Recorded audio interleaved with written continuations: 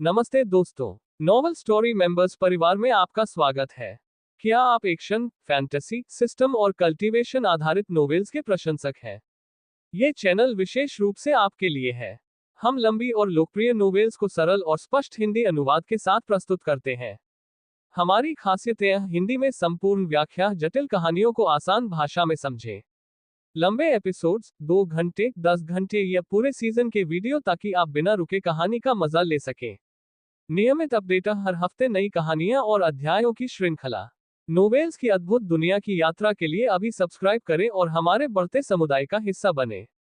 कहानियों में खो जाएं। कॉपीराइट डिस्क्लेमर स्वीकृत। इस वीडियो में उपयोग की गई सभी सामग्री और कहानियां उनके संबंधित कॉपीराइट धारकों की हैं। हम किसी भी मूल काम पर स्वामित्व का दावा नहीं करते हैं। ये कंटेंट केवल मनोरंजन, कमेंट्री और शैक्षणिक उद्देश्यों के लिए उपयोग किया गया है, जो कि कॉपीराइट कानून के तहत फेयर यूज की श्रेणी में आता है। अगर किसी भी कॉपीराइट धारक को इस सामग्री पर कोई आपत्ति है, तो कृपया हमसे तुरंत संपर्क करें। हम इसे जल्द से जल्द ठीक करेंगे। परम द्वैत व्यवस्था। C61 मंदिर मिलिका अपने शिष्यों के चेहरों पर भाव देखकर मुस्कुराए बिना नहीं रह सकी। उनके 4 शिष्यों को समझ नहीं आ रहा था कि क्या कहें। उपरोक्त निषिद्ध क्षेत्रों में से प्रत्येक उन्हें दुर्गम लग रहा था, और प्रत्येक पिछले वाले की तुलना में अधिक बेतुका लग रहा था। इन खतरनाक स्थानों को किसने बनाया? शांत हो जाए, यह उतना बुरा नहीं है जितना आप सोचते हैं, मिलिका ने अपने शिष्यों की प्रतिक्रिया का पूरा आनंद लेते हुए अंततः कहा। आपको अब तक प्रत्येक क्षेत्र की विशिष्टताओं पर ध्यान देना चाहिए था। उनमें से ऐसे स्थान हैं जो पूरी तरह से एक निश्चित तत्व से मेल खाते हैं। पत्थरों की घाटी भूमि है। बर्फ की गुफाएं बर्फ है। बिजली की घाटी बिजली है। नदी भूल भुलैया पानी है। लावा झील एक आग है। पवन चट्टानें हवा है। जैसा कि मिलिका ने कहा, उन्होंने वास्तव में इस पैटर्न पर ध्यान दिया। केवल 3 क्षेत्र किसी भी तत्व से जुड़े नहीं थे: डोपेलगैंगर का जंगल, मृतकों की झील और कीड़ों के झुंड की गुफाएं। एडवेंचरर गिल्ड के अस्तित्व के वर्षों में और कई बाहरी लोगों के प्रयासों के लिए धन्यवाद। जो बाहर निकलने का रास्ता तलाश रहे थे, कई पैटर्न सामने आए हैं। मैंने खुद इस कारण में महत्वपूर्ण योगदान दिया है। फिलहाल अधिकांश निषिद्ध क्षेत्रों का कमोबेश अध्ययन किया गया है, मिलिका ने आगे कहा। फिर उसने अपनी निगाह यूलिया की ओर घुमाई। उन्होंने कहा, मैंने आपसे निषिद्ध क्षेत्रों के मध्य भाग में गए बिना उनका पता लगाने के लिए कहा था, ताकि आप व्यवहारिक कौशल हासिल कर सकें और आज के लिए तैयार रहें। यूलिया सबसे लंबे समय तक मिलिका के नेतृत्व में था, और उन्होंने तीसरे शहर के पास दिखाई देने वाले कुछ निश्चित क्षेत्रों के बारे में जानकारी साझा की। यहीं पर मिलिका ने उसे शोध के लिए भेजा। यूलिया को पहले ही एहसास हो गया था कि उसका मालिक आज के दिन के लिए काफी समय से तैयारी कर रहा था। उसने हार नहीं मानी और इस पूरे समय वह सही लोगों का इंतजार करती रही। ये समझकर उसने अपने 3 छोटे साथियों की ओर देखा। पहला था निमो। उसके प्रकट होने के क्षण से ही मिलिका ने पहले ही अपनी योजना शुरू कर दी थी। यूलिया और निमो को इसके लिए तैयार कर रही थी। हालांकि ईदान और अरेबेल की उपस्थिति ने उसकी योजनाओं को पूरी तरह से बदल दिया, लेकिन इससे सफलता की संभावनाएं ही बढ़ गईं। यूलिया को इस बात पर यकीन था, क्योंकि इस जोड़े के सामने आने के बाद से मिलिका बहुत बदल गई थी। यहां तक कि निमो की शक्ल सूरत का भी उन पर इस जोड़े जैसा प्रभाव नहीं पड़ा। मुख्य पैटर्न इस प्रकार है: प्रत्येक रीसेट के साथ निश्चित क्षेत्रों का स्थान बदलता है, साथ ही उनकी आंतरिक संरचना भी। इसलिए उनका अध्ययन करना अधिक कठिन हो जाता है, क्योंकि जिन रास्तों और इलाकों को आप पहले से जानते हैं वे अप्रासंगिक हो जाते हैं। और सबसे महत्वपूर्ण नियम जो निश्चित क्षेत्रों के अंदर लागू होता है, वह सबसे मजबूत का नियम है। सीधे शब्दों में कहें, सभी राक्षसों और प्राणियों का रैंक सबसे मजबूत प्राणी के रैंक से अधिक नहीं होगा जो निश्चित क्षेत्र में प्रवेश कर चुका है। मिलिका शिष्यों को यह समझने के लिए रुकी कि उसने क्या कहा था। यह देखकर कि उनके भाव बारी बारी से कैसे बदलते हैं, उसने जारी रखा, हाँ, मुझे लगता है कि आप समझ गए हैं कि मेरा क्या मतलब है। यदि आप चारों निषिद्ध क्षेत्रों में से किसी एक में प्रवेश करते हैं, तो उस क्षेत्र के अंदर सबसे मजबूत प्राणी का रैंक आपके समूह के सबसे मजबूत रैंक के बराबर रैंक तक सीमित होगा। और यह यूलिया के प्लेटिनम रैंक के अनुरूप होगा। वह बिल्कुल अलग बातचीत थी। यदि मिलिका की बातें सच थीं, तो उनके पास कम से कम कुछ मौका तो था। चिंता मत करो, अंदर के सभी प्राणियों को प्लेटिनम रैंक नहीं दिया जाएगा। केवल सबसे मजबूत ही सबसे मजबूत उम्मीदवार की रैंक से मेल खाएगा। बाकी 1 या 2 चरण नीचे होंगे। उम्मीदवार। ईदान ने तुरंत मिलिका के शब्दों में इस वाक्यांश को पकड़ लिया। हाँ, उम्मीदवार, एडवेंचरर गिल्ड और निषिद्ध क्षेत्रों का पता लगाने की कोशिश करने वाले सभी लोग इस निष्कर्ष पर पहुंचे कि वे प्रकृति द्वारा नहीं, बल्कि कृत्रिम रूप से बनाए गए थे। उनकी विशेषताएं परीक्षण क्षेत्रों के समान हैं। कई प्रयासों के बाद मैं खुद भी इसी निष्कर्ष पर पहुंचा हूं। हालांकि कई लोग इस निष्कर्ष पर पहुंचे, लेकिन कोई भी निश्चित रूप से नहीं कह सका कि मामला यही था। इनमें से किसी भी निषिद्ध क्षेत्र को अभी तक कोई भी जीत नहीं पाया है, और कोई नहीं जानता कि वे क्या छिपा रहे हैं। केवल मैं ही नहीं, बल्कि उच्च क्षेत्र से कुछ बाहरी लोग भी कुछ निषिद्ध क्षेत्रों के केंद्रीय क्षेत्रों तक पहुंच गए हैं। हमने वहां जो देखा और सीखा, वह हमें विश्वास के साथ कहने की अनुमति देता है कि जो कोई भी निषिद्ध क्षेत्र को जीतेगा या वहां से गुजरेगा, उसे लिम्बो छोड़ने का अवसर मिलेगा। और निषिद्ध क्षेत्रों के केंद्र में क्या है? ईदान ने पूछा। न केवल वह, बल्कि हर कोई यह जानने के लिए उत्सुक था कि मिलिका और अन्य लोगों ने क्या देखा था, जिससे उन्हें इतना विश्वास हो गया कि लिम्बो से बाहर निकलने की कुंजी वहीं छिपी हुई थी। थोड़ी देर रुकने के बाद मिलिका ने केवल एक शब्द कहा, मंदिर। मंदिर, यूलिया ने फिर पूछा। हाँ, मिलिका ने पुष्टि की। निषिद्ध क्षेत्र के मध्य में एक छोटा लेकिन भव्य मंदिर है। जिन लोगों ने भी इसे देखा है, जिनमें मैं भी शामिल हूँ, वे इमारत से निकलने वाली एक अजीब उपस्थिति को महसूस कर सकते हैं। कोई नहीं जानता कि इस मंदिर के अंदर क्या है, और कोई भी कभी भी वहां जाकर अपनी आंखों से सब कुछ देखने में सक्षम नहीं हुआ है। और उसके द्वार तक पहुंचने के लिए। ऐसा कहने के बाद मिलिका ने कड़वी मुस्कान के साथ उन सभी क्षणों को याद किया जब वह निषिद्ध क्षेत्रों के केंद्र तक पहुंचने और मंदिर को देखने में कामयाब रही थी। कई प्रयासों के बाद हमने पाया कि प्रत्येक रीसेट के साथ 9 निषिद्ध क्षेत्रों में से 3 में यादृच्छिक रूप से एक मंदिर होता है। इसका मतलब है कि केवल 3 मंदिर हैं, और हर बार रीसेट होने पर 9 निषिद्ध क्षेत्रों के बीच उनका स्थान बदल जाता है।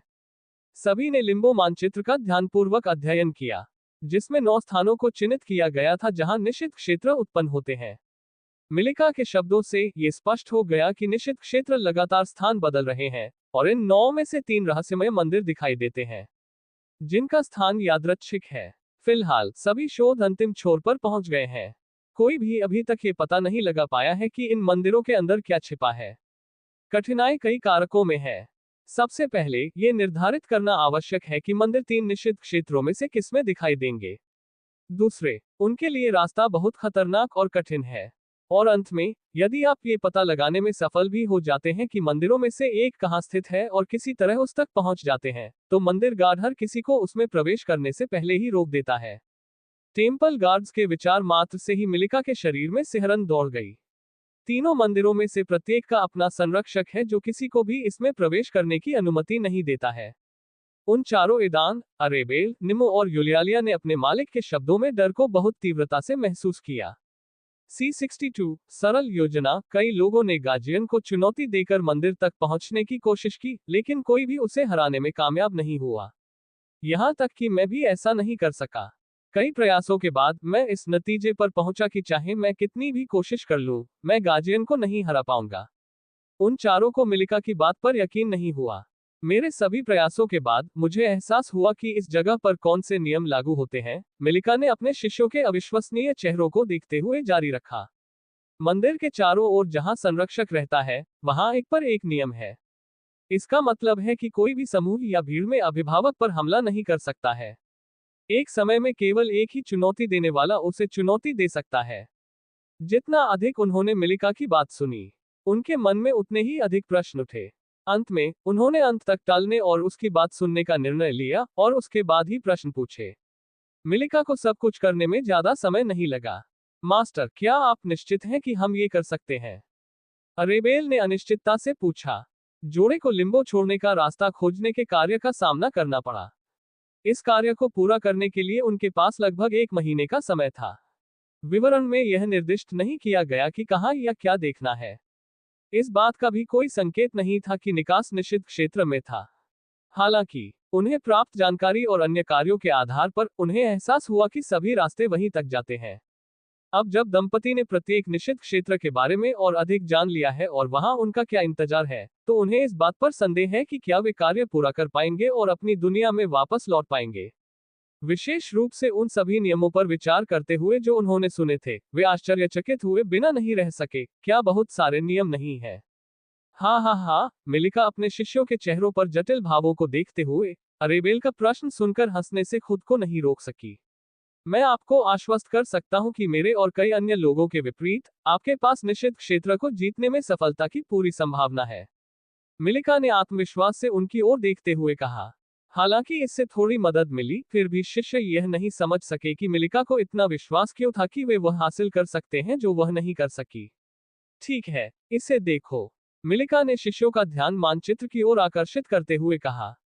जैसा कि आप देख सकते हैं, प्रत्येक शहर की सीमा 10 में से 5 क्षेत्रों पर होती है। मध्य क्षेत्र के अपवाद के साथ निषिद्ध क्षेत्र रीसेट के बाद शेष 4 में बदल जाएंगे। एडवेंचरर गिल्ड ने पता लगाया है कि 3 में से कम एक मंदिर इन क्षेत्रों में से एक में दिखाई देगा। यदि हम भाग्यशाली हैं, तो हमें 2 मंदिर मिलेंगे। मिलिका ने उन 4 क्षेत्रों की ओर इशारा किया जो ओसुरिया की सीमा से लगे थे, वह शहर जहां वे वर्तमान में स्थित थे। आपका मुख्य कार्य मंदिर को जीतना और यह पता लगाना है कि अंदर क्या है। आपको सभी 9 निषिद्ध क्षेत्रों और सभी 3 मंदिरों का पता लगाने की आवश्यकता नहीं है। फिलहाल हमारा लक्ष्य ये पता लगाना है कि उनमें से कम एक में क्या छिपा है। केवल तभी हम आगे की कार्रवाई पर निर्णय ले पाएंगे। शायद एक मंदिर को जीतना पर्याप्त होगा, या शायद हमें सभी 3 या यहां तक कि सभी 9 का पता लगाना होगा जो निषिद्ध क्षेत्रों में दिखाई देते हैं। आखिरी विचार ने सभी की रीढ़ में सिहरन पैदा कर दी और सभी प्रार्थना करने लगे कि एक मंदिर ही काफी होगा। यदि नहीं, तो कम से कम 3, लेकिन सभी 9 नहीं। रीसेट के बाद प्रत्येक शहर में एडवेंचरर गिल्ड जल्दी से पता लगा लेगा कि निषिद्ध क्षेत्र कहां और किस क्षेत्र में दिखाई दिया है। गिल्ड हर बार इन क्षेत्रों के लिए अन्वेषण कार्य जारी करता है, और आप साहसी लोगों के एक समूह के रूप में इसका लाभ उठा सकेंगे। मिलिका ने निर्देश देना शुरू किया। प्रत्येक रीसेट के बाद गिल्ड पारंपरिक रूप से निषिद्ध क्षेत्रों का पता लगाने के लिए कार्य जारी करता है। ये कार्य हमेशा इश्यू बोर्ड पर पाए जा सकते हैं, और इन्हें पूरा करने के इच्छुक लोग हमेशा मौजूद रहते हैं। मिलिका ने माना कि उन चारों के लिए निषिद्ध क्षेत्रों के मध्य भाग तक जाना कठिन होगा, इसलिए उसने मध्य भाग का अधिक गहराई से पता लगाने के लिए अन्य साहसी लोगों के साथ एक समूह बनाने का सुझाव दिया। मिलिका द्वारा इस कार्य को करने का निर्णय लेने और अपने शिष्यों को अन्य साहसी लोगों के साथ शामिल करने का एक कारण गिल्ड द्वारा प्रदान की गई सुरक्षा थी। गिल्ड के सख्त नियम हैं जिसके अनुसार साहसी लोग जो एक ही कार्य स्वीकार करते हैं और एक समूह बनाते हैं, उन्हें एक दूसरे के साथ संघर्ष में नहीं आना चाहिए। समूह को गिल्ड द्वारा संरक्षित किया जाएगा। इसका मतलब यह है कि जो लोग टास्क के दौरान ग्रुप पर हमला करने की हिम्मत करेंगे, वे पूरे गिल्ड के दुश्मन बन जाएंगे। अपने शिष्यों के साथ जाने में असमर्थ मिलिका ने हर संभव तरीके से उनकी सुरक्षा सुनिश्चित करने की कोशिश की। इनमें से एक तरीका गिल्ड कार्य में शामिल होना था। जब उनके शिष्य गिल्ड के संरक्षण में थे तो कुछ लोग उन पर हमला करने का साहस करेंगे। उन चारों के पास एडवेंचरर गिल्ड सदस्यता कार्ड था, और उन्हें वास्तविक साहसी माना जाता था। जैसे ही वे कार्य स्वीकार करते हैं और इसके लिए साइन अप करते हैं, वे तुरंत गिल्ड के संरक्षण में होंगे। ईदान एडवेंचरर गिल्ड के बारे में पूछने से खुद को नहीं रोक सका। ये कैसे संभव है कि वह इस अजीब जगह पर मौजूद हो, और उनके कार्ड यहाँ मान्य क्यों है? मिलिका का उत्तर सरल था। 3 लिम्बो शहरों में से प्रत्येक की एडवेंचरर गिल्ड की अपनी शाखा है, जो जूनोनिया की बाहरी दुनिया के मुख्य संगठन का हिस्सा है। इन 3 शाखाओं और बाहरी दुनिया के बीच का संबंध बहुत जटिल था, और मिलिका इसे कुछ शब्दों में नहीं समझा सकती थी। उन्होंने स्थिति को सरल बनाने की कोशिश की और कहा कि बाहरी दुनिया में इन शाखाओं का अस्तित्व एक रहस्य बना हुआ है।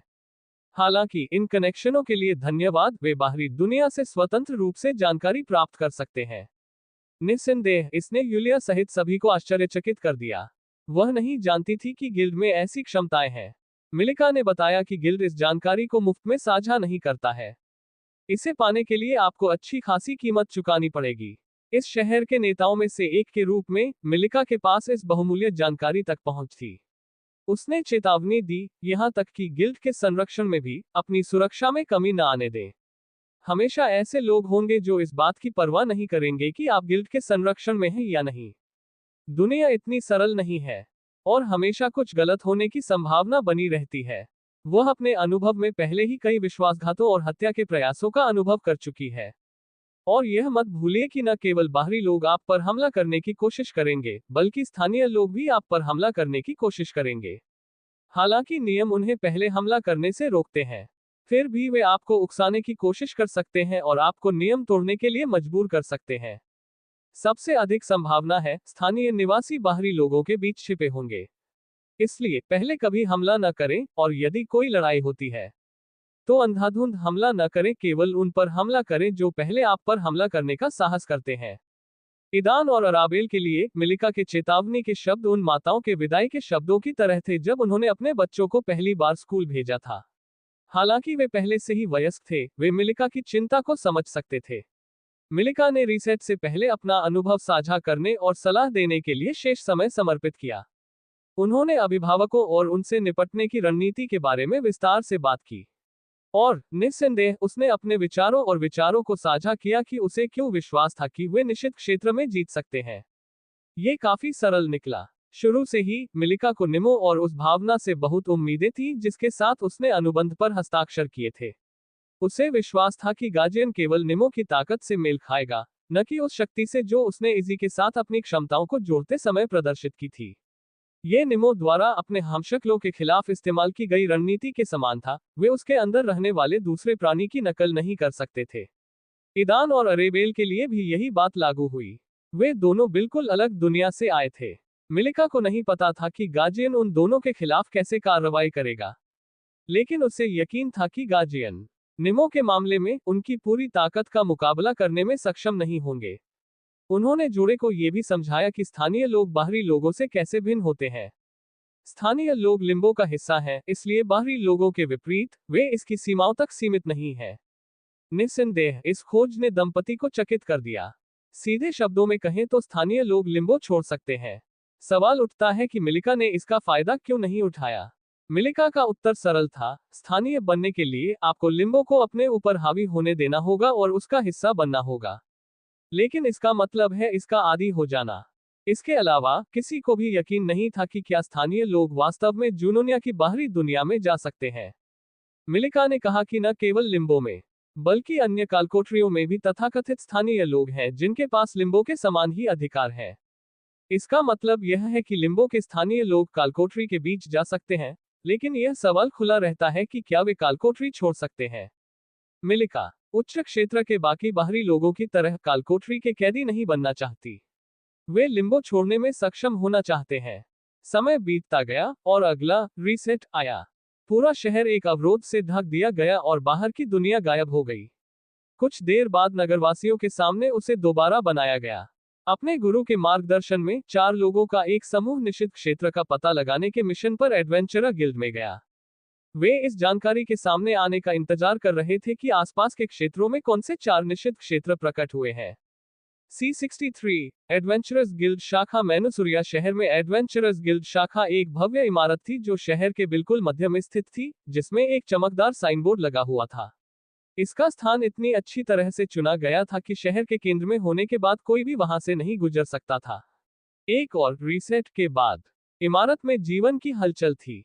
इसके अधिकांश निवासियों के लिए एक नया सप्ताह शुरू हो गया है। ग्राहकों का केवल एक छोटा सा हिस्सा मेजों पर बैठा था, उदास होकर पे पी रहा था और साहसी लोगों को गुजरते हुए देख रहा था।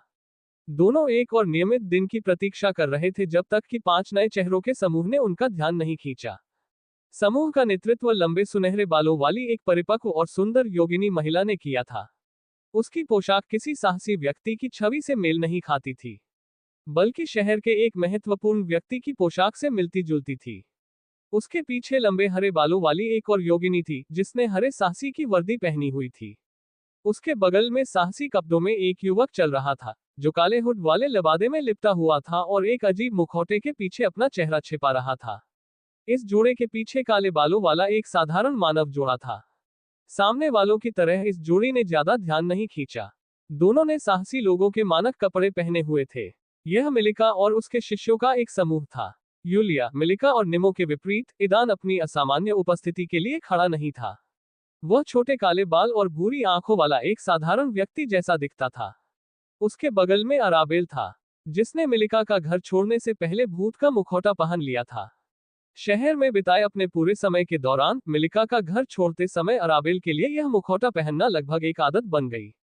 उसने केवल इमारत के अंदर उसका फिल्मांकन किया और केवल मिलिका, निमो, यूलिया और ईदान ही उसका वास्तविक स्वरूप देख सके। मिलिका ने स्वयं घोस्ट मास्क की प्रशंसा की और इसका अध्ययन करने के लिए इसे अरेबेल से उधार भी लिया। हालांकि उसे अपनी सुंदरता को छिपाने के लिए किसी मुखौटे की जरूरत नहीं थी। लेकिन ऐसी अद्भुत कलाकृति के अस्तित्व ने ही उसे खुशी से भर दिया। घोस्ट मास्क का अध्ययन करने के बाद वह इस निष्कर्ष पर पहुंची कि यह केवल अपने मालिक की उपस्थिति और उपस्थिति को छिपाने वाली एक कलाकृति नहीं थी। इसमें कोई अज्ञात कार्य छिपा हुआ है, जो इतने समय तक सील ही रहा है। चाहे उसने कितनी भी कोशिश की हो, वह समझ नहीं पाई कि यह किस प्रकार का कार्य था। अंत में उसने हार मान ली और अरेबेल का मुखौटा लौटा दिया और उससे पूछा कि जब उसे पता चले कि यह छिपी हुई शक्ति क्या है तो वह उसे बताए। बेशक अरेबेल ने अपने मालिक को मना नहीं किया। वह स्वयं ये जानने को उत्सुक थी कि यह कैसी रहस्यमयी क्षमता है।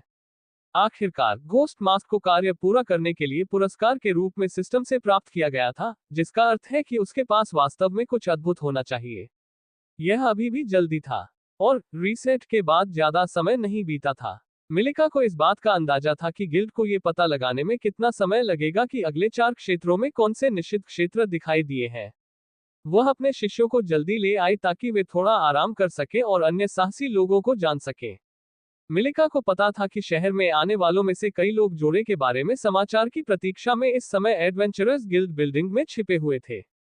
अब जब वे जिनकी तलाश कर रहे थे वे अपने सुरक्षित ठिकाने से निकल आए थे और सीधे उनकी ओर बढ़ रहे थे। वे चिंतित और उत्साहित थे। आखिरकार उनका लंबा इंतजार खत्म होने वाला था।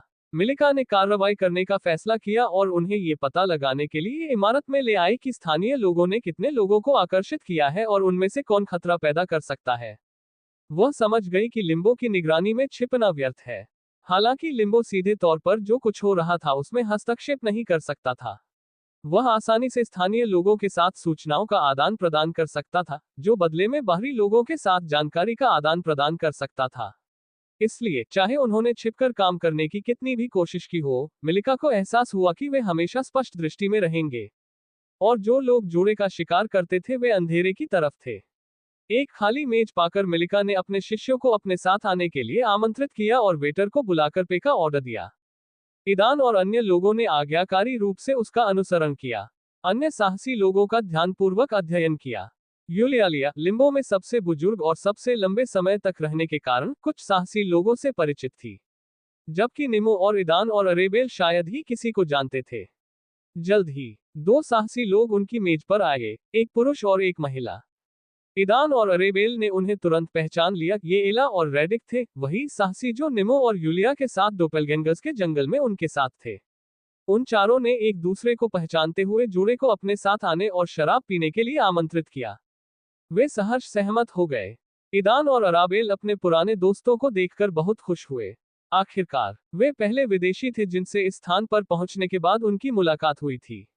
इसके अलावा उन्होंने हमेशा उनके साथ अच्छा व्यवहार किया है। मिलिका चुपचाप उन्हें देखती रही और उनकी बातचीत सुनती रही। एक मिशन पूरा करने के बाद शहर लौटने पर एला और रेडिक ने उनके साथ अपनी कहानी साझा की। उन्हें कुछ खास नहीं हुआ। निषिद्ध क्षेत्र की उस यात्रा के बाद वे अब अन्य निषिद्ध क्षेत्रों में नहीं गए। इसके बजाय वे भोजन और अन्य दैनिक आवश्यकताओं को अर्जित करने के लिए गिल्ड से साधारण काम करते थे। तभी जोड़े को एहसास हुआ कि वे इस पूरे समय मिलिका के संरक्षण में थे। उनके पास रहने के लिए हमेशा एक सुरक्षित जगह होती थी, जिसके लिए उन्हें कोई भुगतान नहीं करना पड़ता था और मुफ्त भोजन मिलता था। उन्हें कभी भी अपने सिर पर छत और भोजन की समस्या का अनुभव नहीं हुआ, जबकि शहर के कई निवासी जीवित रहने के लिए प्रतिदिन संघर्ष करते थे। अब जाकर उन्हें एहसास हुआ कि यूलिया और निमो से मिलकर वे कितने भाग्यशाली थे। सबसे पहले ईदान और अराबेल को कई लोगों की नजर में असहजता महसूस हुई। साफ था कि ये लोग उन्हीं के लिए शहर आए थे। मिलिका पहले ही दंपत्ति के साथ अपनी चिंताओं और कुछ धारणाओं को साझा कर चुकी है। मिलिका ने उनकी अनुमानित रैंक निर्धारित करने के लिए अपनी सोल फोर्स के साथ उपस्थित सभी लोगों को तुरंत स्कैन किया। सब कुछ उसकी उम्मीदों के अनुरूप हुआ, लेकिन उसकी सारी तैयारियों के बावजूद वहां 2 लोग मौजूद थे जिन्होंने उसका ध्यान खींचा। एक नजर में उसे एहसास हुआ कि ये दोनों हीरे की श्रेणी के प्राणी थे। उनके शिष्यों का समूह उन्हें संभाल नहीं सका। अपने आरोपों से मुक्त होने से पहले मिलिका ने ये पता लगाने का निर्णय लिया कि वे किस पक्ष में हैं। क्या वे लिम्बो के पक्ष में थे या वे उसी स्वहित समूह से संबंधित थे, जिसमें ऐसे व्यक्ति शामिल थे जो केवल अपने निजी हितों में कार्य करते हैं। अधिकांश लोगों के विपरीत इन दोनों ने तुरंत मिलिका की आत्मा शक्ति को देखा और उस पर ध्यान दिया। इस शक्ति की गुणवत्ता से उन्होंने निर्धारित किया कि यह एक उच्च क्षेत्र से संबंधित है। उनमें से एक अधेड़ उम्र का आदमी था जिसकी पीठ पर तलवार थी। उसके बगल में एक युवक बैठा था, उसकी पीठ पर भी तलवार थी। वे पिता और पुत्र या गुरु और शिष्य जैसे दिखते थे, लेकिन कोई भी निश्चित रूप से नहीं कह सका कि इनमें से कौन सी धारणा सही थी। जब डायमंड रैंक वाले व्यक्ति को मिलिका की आत्मा शक्ति का एहसास हुआ, तो उसकी रीढ़ की हड्डी में रोंगटे खड़े हो गए। उसे तुरंत एहसास हुआ कि वह उसकी ताकत की बराबरी नहीं कर सकता। हालांकि वह डायमंड रैंक तक पहुंच गया था, फिर भी उसे उच्च स्तर तक पहुंचने के लिए निचले क्षेत्र को पार करना पड़ा। लेकिन उनका कौशल लिम्बो के अवशोषण को झेलने के लिए पर्याप्त था। डायमंड रैंक की दूसरी धारक, पूरी तरह से काले कपड़े पहने एक महिला इतनी आसानी से पहचानने योग्य नहीं थी। उसका चेहरा छिपा रहा, लेकिन समूह के कमरे में प्रवेश करने के बाद से उसकी काली आंखें लगातार अराबेल का पीछा कर रही थी। उसने मिलिका की आत्मा शक्ति को भी महसूस किया, लेकिन उसने इसे महत्व नहीं दिया क्योंकि वह स्वयं एक उच्च क्षेत्र की प्राणी थी। उसके लिए मिलिका की आत्मा शक्ति कुछ खास नहीं थी। हालांकि इससे उनका ध्यान अरेबेल से नहीं भटका। जिस क्षण से अराबेल प्रकट हुई, उसने स्पष्ट रूप से इस साधारण मानव महिला के प्रति अपने वंश के आकर्षण को महसूस किया। करीब से निरीक्षण करने पर उसे पता चला कि अरेबेल ने एक शक्तिशाली मास्किंग आर्टिफैक्ट पहना हुआ था, जो फिर भी उसे उससे छिपाने में विफल रहा। तभी महिला को एहसास हुआ कि केवल एक ही प्राणी उसकी रक्तधारा में ऐसी प्रतिक्रिया उत्पन्न कर सकता है, एक प्राणी जिसका रक्तरेखा उसके समान है। उस पल उसे अंततः एहसास हुआ कि यह साधारण मानव महिला बिल्कुल उसके जैसी थी, एक वाल्किरी। C64 डिंग वल्केरी की उपस्थिति का पता चला है। जब ईदान और उसकी कंपनी एला और रेडिक के साथ बात कर रहे थे, मिलिका उन्हें छोड़कर किनारे की ओर चली गई। खाली सीट पाकर वह बैठ गई और इंतजार करने लगी। जल्द ही एक अधेड़ उम्र का आदमी अपनी पीठ पर तलवार लेकर उसकी मेज के पास आया। वह उपस्थित 2 डायमंड रैंक धारकों में से एक था और अपने शिष्य या बेटे के बिना अकेले आया था, जो उसी स्थान पर उसका इंतजार कर रहा था। मिलिका ने उस आदमी की ओर प्रशंसात्मक दृष्टि से देखा।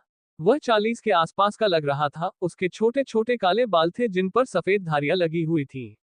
उसके बाएं गाल पर एक पुराना निशान था। उस आदमी ने मिलिका के सामने एक खाली सीट ले ली और चुपचाप बैठ गया, मानो इंतजार कर रहा हो। उसने उसकी तरह पहले ही स्थिति का आकलन कर लिया था और जानता था कि उन दोनों के अलावा एक और डायमंड रैंक धारक मौजूद था। अचानक काले कपड़े पहने एक महिला उनके बगल में दिखाई दी। उसका शरीर एक लंबे हुड वाले लबादे से छिपा हुआ था और उसका चेहरा एक काले घूंघट से ढका हुआ था। केवल एक चीज जो देखी जा सकती थी वह उसकी आंखें थीं, रात जैसी काली। उसमें से ठंडक आ रही थी, लेकिन यह ऐसी ठंड नहीं थी जिसकी तुलना बर्फ तत्व की ठंड से की जा सके। उनकी उपस्थिति उन पर भारी पड़ी। अधेड़ उम्र का आदमी जानता था कि उसका योगिनी से कोई मुकाबला नहीं है, लेकिन उसकी तुलना में भी काले रंग की यह महिला डरावनी लग रही थी। न्यूनतम पौराणिक रैंक है, मिलिका ने सराहना की और बहुत आश्चर्यचकित हुई। उसके पास महाकाव्य रैंक रक्तरेखा थी और केवल उसके स्तर से ऊपर के प्राणी ही उस पर ऐसा प्रभाव डाल सकते थे।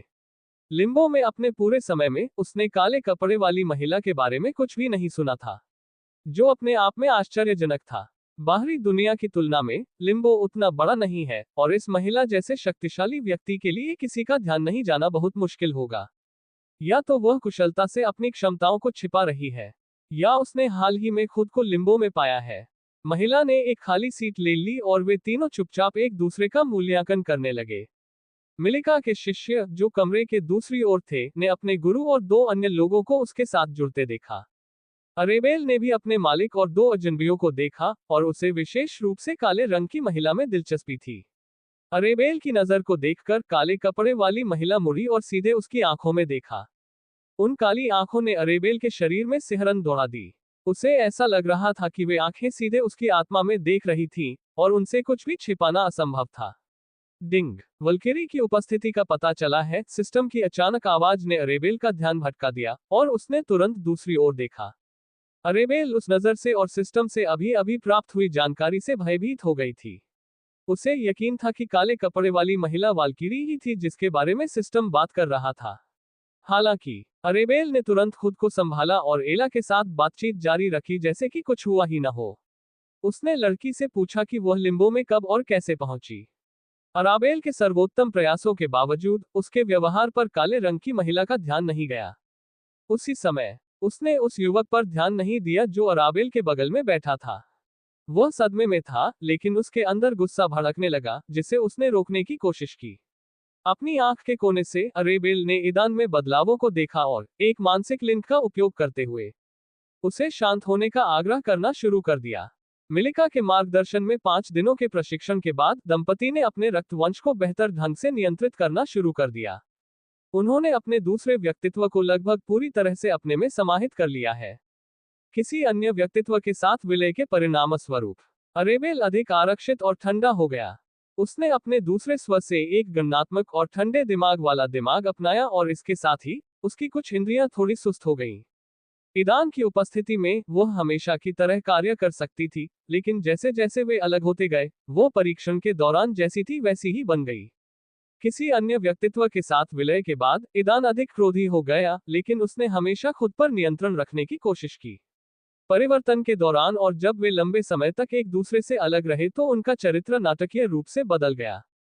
अन्यथा वो वैसा ही बना रहा।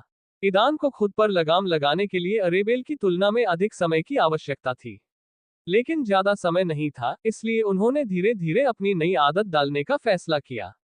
और इसलिए जब ईदान ने सिस्टम से सुना कि पास में एक वाल्किरी खोजा गया है, तो वह तुरंत सतर्क हो गया। फिर उसने देखा कि अरेबेल कितने नाटकीय रूप से बदल गया था। इन परिवर्तनों का कारण न समझकर वह क्रोधित होने लगा और अंदर ही अंदर उबलने लगा। ईदान को पता था कि सिस्टम से उन्हें जो वाल्किरी और अल्फा ब्लडलाइन मिली थी, वह मूल रूप से उनकी नहीं थी। वे सामान्य लोग थे जो उच्च जातियों के वंश को आत्मसात करने में कामयाब रहे थे। उन्हें यकीन था कि अगर दूसरे पक्ष को इस बारे में पता चला, तो वे उन्हें अपना नहीं मानेंगे, बल्कि संभवतः उनके दुश्मन बन जाएंगे। इसलिए अन्य वाल्किरी की उपस्थिति के बारे में सुनकर ईदान ने सहज रूप से उसे अरेबेल के लिए खतरा माना और क्रोध महसूस करना शुरू कर दिया। हालांकि अरेबेल ने उसकी हालत देखकर उसे आश्वस्त करने की जल्दी की। उसके शब्दों के लिए धन्यवाद। ईदान खुद को एक साथ खींचने और उस गुस्से को दबाने में सक्षम था जो पहले से ही उसकी आत्मा में भड़कना शुरू हो गया था। डिंग। सिस्टम से पता चला कि वाल्किरी मौजूद ये डाक वाल्किरी है। थोड़ी देर बाद सिस्टम ने अतिरिक्त जानकारी दी। जब दंपत्ति ने वाल्किरी की शक्ल पहचानी तो वे तुरंत सतर्क हो गए, लेकिन वे उन शब्दों को सुनने से और भी अधिक डर गए जो सिस्टम अगले पल में कह सकता है। डिंग। सिस्टम ने एक कार्य जारी किया है। किसी भी तरह से डाक वाल्किरी के रक्त का सार प्राप्त करना आवश्यक है। कार्य पूरा करने की समय सीमा असीमित है। पुरस्कार के रूप में सुप्रीम अल्केमिस्ट सिस्टम द्वारा रक्त सार अमृत बनाने के लिए एक कूपन प्रदान किया जाता है। कोई जुर्माना नहीं है। लानत है। जोड़े ने खुद से शपथ ली। जैसा कि उन्हें उम्मीद थी, सिस्टम फिर से सक्रिय हो गया और उन्हें एक नया कार्य प्रदान किया गया। हालांकि पिछले असाइनमेंट के विपरीत, इस असाइनमेंट में न तो कोई समय सीमा थी और न ही पूरा न होने पर कोई जुर्माना। एकमात्र इनाम किसी अन्य सर्वोच्च सिस्टम से कूपन प्राप्त करने का अवसर था। लंबे समय तक जोड़े को संदेह होने लगा कि ये सर्वोच्च सिस्टम किसी तरह एक दूसरे से जुड़े हो सकते हैं। आखिरकार उन्हें मिलने वाले सभी पुरस्कारों में से आधे इन सर्वोच्च प्रणालियों द्वारा प्रदान किए जाते हैं। इसके अलावा उनके पास पहले से ही 2 सिस्टम फंक्शन हैं जो अन्य 2 सर्वोच्च सिस्टम के साथ निकटता से बातचीत करते हैं। जोड़े ने मान लिया कि संभवतः सिस्टम का नया कार्य बीस्ट स्टैमिंग भी सर्वोच्च सिस्टम में से एक के साथ जुड़ा होगा। उन्होंने ये भी सोचा कि इस प्रणाली को सुप्रीम बीस्ट स्टैमिंग सिस्टम कहा जा सकता है। जब वे अपने द्वारा प्राप्त कार्य और सर्वोच्च प्रणालियों के बारे में अपनी धारणाओं पर चर्चा कर रहे थे, तो 4 निश्चित क्षेत्रों के बारे में पता चला जो आसपास के 4 क्षेत्रों में दिखाई दिए। C65 निश्चित क्षेत्र चुनना और एक समूह बनाना। ईदान और अरेबेल यह नहीं सुन सके कि मिलिका 2 अजनबियों के साथ क्या बात कर रही थी, जिनमें से एक डाक वाल्किरी थी। उन्हें इस बात पर भी यकीन नहीं था कि क्या मिलिका को पता चल गया था कि काले कपड़े वाली महिला वाल्किरी थी। एडवेंचरर्स गिल्ड ने तेजी से काम किया और जल्द ही यह ज्ञात हो गया कि कौन से निश्चित क्षेत्र सामने आए हैं। आश्चर्यजनक रूप से 4 नए क्षेत्रों में से एक ऐसा क्षेत्र था जो ईदान और अरेबेल से थोड़ा परिचित था, डोपेलगैंगर का वन। दंपत्ति को समझ नहीं आ रहा था कि ऐसा कैसे हो सकता है। उन्हें बस जंगल के मध्य भाग में निमो के लिए एक रहस्यमय प्राणी को वश में करने में मदद करने का काम मिला था। अन्य 3 निश्चित क्षेत्र थे lake of the dead, valley of lightning और विंड क्लिफ्स। जैसे ही उन्हें 4 नए क्षेत्रों के बारे में पता चला, लेक ऑफ द डेड को तुरंत खत्म कर दिया गया। मिलिका ने जोर देकर कहा कि वे कभी भी वहां पहुंचने की कोशिश न करें, और उन्होंने आज्ञाकारी शिष्यों के रूप में उसके निर्देशों का पालन करने का फैसला किया। शेष 3 में से एक को चुनना बाकी था। जब यूलिया और निमो ये तय कर रहे थे कि 3 निश्चित क्षेत्रों में से किसे चुनना है, ईदान और अरेबेल के पास पहले से ही एक अजीब विचार था। जैसे ही उन्हें निश्चित क्षेत्रों के बारे में पता चला, उनके दिमाग में एक योजना बन गई थी और अब वे इस पर चर्चा समाप्त कर रहे थे। यूलिया जल्दी से उठी और उन सटीक क्षेत्रों का पता लगाने के लिए पंजीकरण विंडो पर गई जहां विशिष्ट निश्चित क्षेत्र पाए गए थे। सूचना पाकर वह वापस गई और लिम्बो मैप निकालकर मेज पर रख दिया। यहाँ, उसने मानचित्र पर निश्चित क्षेत्रों के नाम डालते हुए कहा। उनमें से एक, डोपेलगेंगर का जंगल, फोर्ट उसुरिया और एस्टाकस के बीच के क्षेत्र में उत्पन्न हुआ। मृतकों की झील, लोटडी उसुरिया और इक्कस के बीच उत्पन्न हुई। इन दोनों के बीच अन्य 2 निश्चित क्षेत्र प्रकट हुए। वैली ऑफ लाइटनिंग वीओएल डोपेलगेंगर एफओडी क्षेत्र के पड़ोसी जंगल में स्थित है, और विंड क्लिफ्स डब्ल्यूसी पड़ोसी लेक ऑफ द डेड लोटडी क्षेत्र में स्थित है। जोनों की निकटता के कारण निमो और यूलिया ने 2 संभावित विकल्पों पर विचार करना शुरू किया, विंड क्लिफ्स डब्ल्यूसी और वैली ऑफ लाइटनिंग वीओएल। अंत में उनका झुकाव बाद की ओर हुआ। इस समय फॉरेस्ट ऑफ डोपेलगेंगर में अरेबेल ने निमो और यूलिया के साथ एक मानसिक संबंध स्थापित किया और अपना स्वयं का संस्करण पेश किया, जिसे वह ईदान के साथ संवाद करने के बाद आई थी। यूलिया और निमो आश्चर्यचकित रह गए और उन्होंने तुरंत पूछा कि उन दोनों ने फॉरेस्ट ऑफ डोपेलगेंगर को क्यों चुना। हालांकि वे स्पष्ट रूप से इस निश्चित क्षेत्र के खिलाफ नहीं थे, लेकिन पहले शहर के निकट होने के कारण उन्होंने इसे बाहर कर दिया। उन्हें डर था कि अन्य बाहरी लोग वहां से आ सकते हैं, और वे केवल एडवेंचरर गिल्ड की सुरक्षा पर निर्भर नहीं रहना चाहते थे। निश्चित क्षेत्रों में चीजें वैसी नहीं हो सकती जैसी वे उम्मीद करते हैं। ईदान और अरेबेल खुले तौर पर यह नहीं कह सकते थे कि उन्हें सिस्टम से कार्य मिला था, इसलिए उन्होंने केवल इस तथ्य का उल्लेख किया कि वे वन से कुछ हद तक परिचित थे और निमो के साथ उन्हें हमशक्ल की तुलना में कुछ फायदे थे। ठीक है, चलो एक मौका लेते हैं, यूलिया ने सहमति व्यक्त की। मुझे कोई आपत्ति नहीं है, निमो ने उसका समर्थन किया। निमो की तरह इजी ने भी अपनी सहमति व्यक्त की। तो समूह जिस निश्चित क्षेत्र को लक्षित कर रहा था वह डोपेलगेंगर का वन था। अगला कदम एक कार्य का चयन करना और एक समूह को इकट्ठा करना था। टीम के सबसे अनुभवी सदस्य के रूप में यूलिया गिल्ड से एक कार्य प्राप्त करने के लिए गए, जबकि बाकी लोग रुके रहे। एला और रेडिक को इस साहसिक कार्य में आमंत्रित न करने का निर्णय लिया गया, क्योंकि वे बहुत कमजोर थे। ईदान और अरेबेल को पहले से ही पता था कि एला और रेडिक की रैंक उनकी तरह सिल्वर के अनुरूप है। हालांकि ईदान और अरेबेल के पास 2 शक्तिशाली तुरुप के पत्ते थे, उनकी वंशावली का परिवर्तन जो उनकी रैंक को गोल्ड के शिखर तक बढ़ा सकता था, और उनके अद्वितीय कौशल के आंकड़ों का हस्तांतरण, जिसने परिवर्तन के साथ मिलकर उनकी रैंक को प्लेटिनम तक बढ़ा दिया। एला और रेडिक ये जानकर आश्चर्यचकित रह गए कि यूलिया का समूह निश्चित क्षेत्र में जाने वाला था। वे स्वयं ऐसा कदम उठाने की हिम्मत नहीं कर सकते थे, इसलिए उन्होंने दूसरों को अलविदा कह दिया और अपने स्तर के अनुरूप कार्य की तलाश में निकल पड़े। अच्छा, क्या आपने निर्णय ले लिया है? मिलिका ने अचानक उनके सामने आकर पूछा। सभी ने तुरंत उस पर ध्यान दिया। उसके पीछे एक अधेड़ उम्र का आदमी खड़ा था और उसके पीछे एक जवान आदमी था। अरेबेल ने उन्हें दिलचस्पी से देखा, फिर काले कपड़े वाली महिला को खोजने के लिए चारों ओर देखा, लेकिन वह कहीं दिखाई नहीं दी। क्या छोटी ईवा काम लेने गई थी? मिलिका ने पूछा। ईदान और अरेबेल ने आश्चर्य से उसकी ओर देखा। उसने लघु प्रत्यय का प्रयोग करते हुए फिर से यूलिया को संबोधित करना शुरू कर दिया। उनके भ्रम को नजरअंदाज करते हुए मिलिका उत्तर की प्रतीक्षा में चुपचाप उन्हें देखती रही। हाँ, मास्टर, अरेबेल ने उत्तर दिया। फिर उसने मिलिका को बताया कि उन्होंने सभी 4 क्षेत्रों में से डोपेलगेंगर के जंगल को चुना है, और अपनी पसंद के कारणों को फिर से समझाया। मिलिका को उनकी कहानी में कुछ भी असामान्य नजर नहीं आया, या अगर उसने देखा तो उसने इसे नहीं दिखाया। अच्छा, आइए छोटी ईवा की प्रतीक्षा करें, और फिर मैं आपको उन 2 साहसी लोगों से मिलवाऊंगा जो आपके समूह में शामिल होंगे। दूसरों की तलाश करने की कोई जरूरत नहीं है। 6 काफी है, मिलिका ने अपनी सीट पर बैठते हुए कहा। अधेड़ उम्र के व्यक्ति ने तुरंत 3 योगिनी शिष्यों की जांच की, लेकिन पहली नजर में उन्हें उनके बारे में कुछ खास नहीं मिला। उसने अपने पीछे आ रहे युवक को अपने साथ आने और एक खाली सीट पर बैठने के लिए आमंत्रित किया, और वह मिलिका के बगल वाली सीट पर बैठ गया। यूलिया को असाइनमेंट पंजीकृत करने में अधिक समय नहीं लगा। अब बस एक समूह को इकट्ठा करने कार्य प्रपत्र में शामिल होने वाले सभी साहसी लोगों के नाम लिखने और इसे अंतिम पंजीकरण के लिए रजिस्ट्रार को देने की आवश्यकता थी। इस प्रक्रिया के पूरा होने के साथ वे सभी विशेषाधिकार जो एडवेंचरर गिल्ड अपने समूह को पूरा होने की अवधि के अंत तक या कार्य रिपोर्ट जमा करने तक प्रदान करेगा, प्रभावी होंगे। जब यूलियालिया लौटी तो उसने देखा कि मिलिका पहले ही आ चुकी थी और उसके साथ 2 और लोग थे। उसने तुरंत उस आदमी को पहचान लिया और जैसा कि उसने तुरंत अनुमान लगाया, वह युवक एक अधेड़ उम्र के व्यक्ति से जुड़ा था। यहाँ मास्टर, मैंने कार्य प्रपत्र ले लिया है, अब केवल समूह को इकट्ठा करना बाकी है, उसने मिलिका को प्रपत्र सौंपते हुए कहा। उसने इसे लिया और पढ़ा। जैसा कि उसे उम्मीद थी, यह एक मानक कार्य था जिसे गिल्ड नियमित रूप से निश्चित क्षेत्रों के लिए जारी करता है। अच्छा, चूंकि हर कोई यहाँ है, मैं आपका परिचय कराता हूँ। ये डायमंड रैंक वाले साहसी श्री एलोइस हैं और यह उनके प्रत्यक्ष शिष्य साहसी लियाम है। मिलिका ने 2 नवागंतुकों का परिचय दिया जो उनके अनुसार उनके समूह में शामिल होंगे। गुरु और शिष्य की जोड़ी का परिचय कराते हुए मिलिका ने तुरंत अपने शिष्यों का उनसे परिचय कराया। यूलियालिया से शुरू होकर ईदान पर खत्म।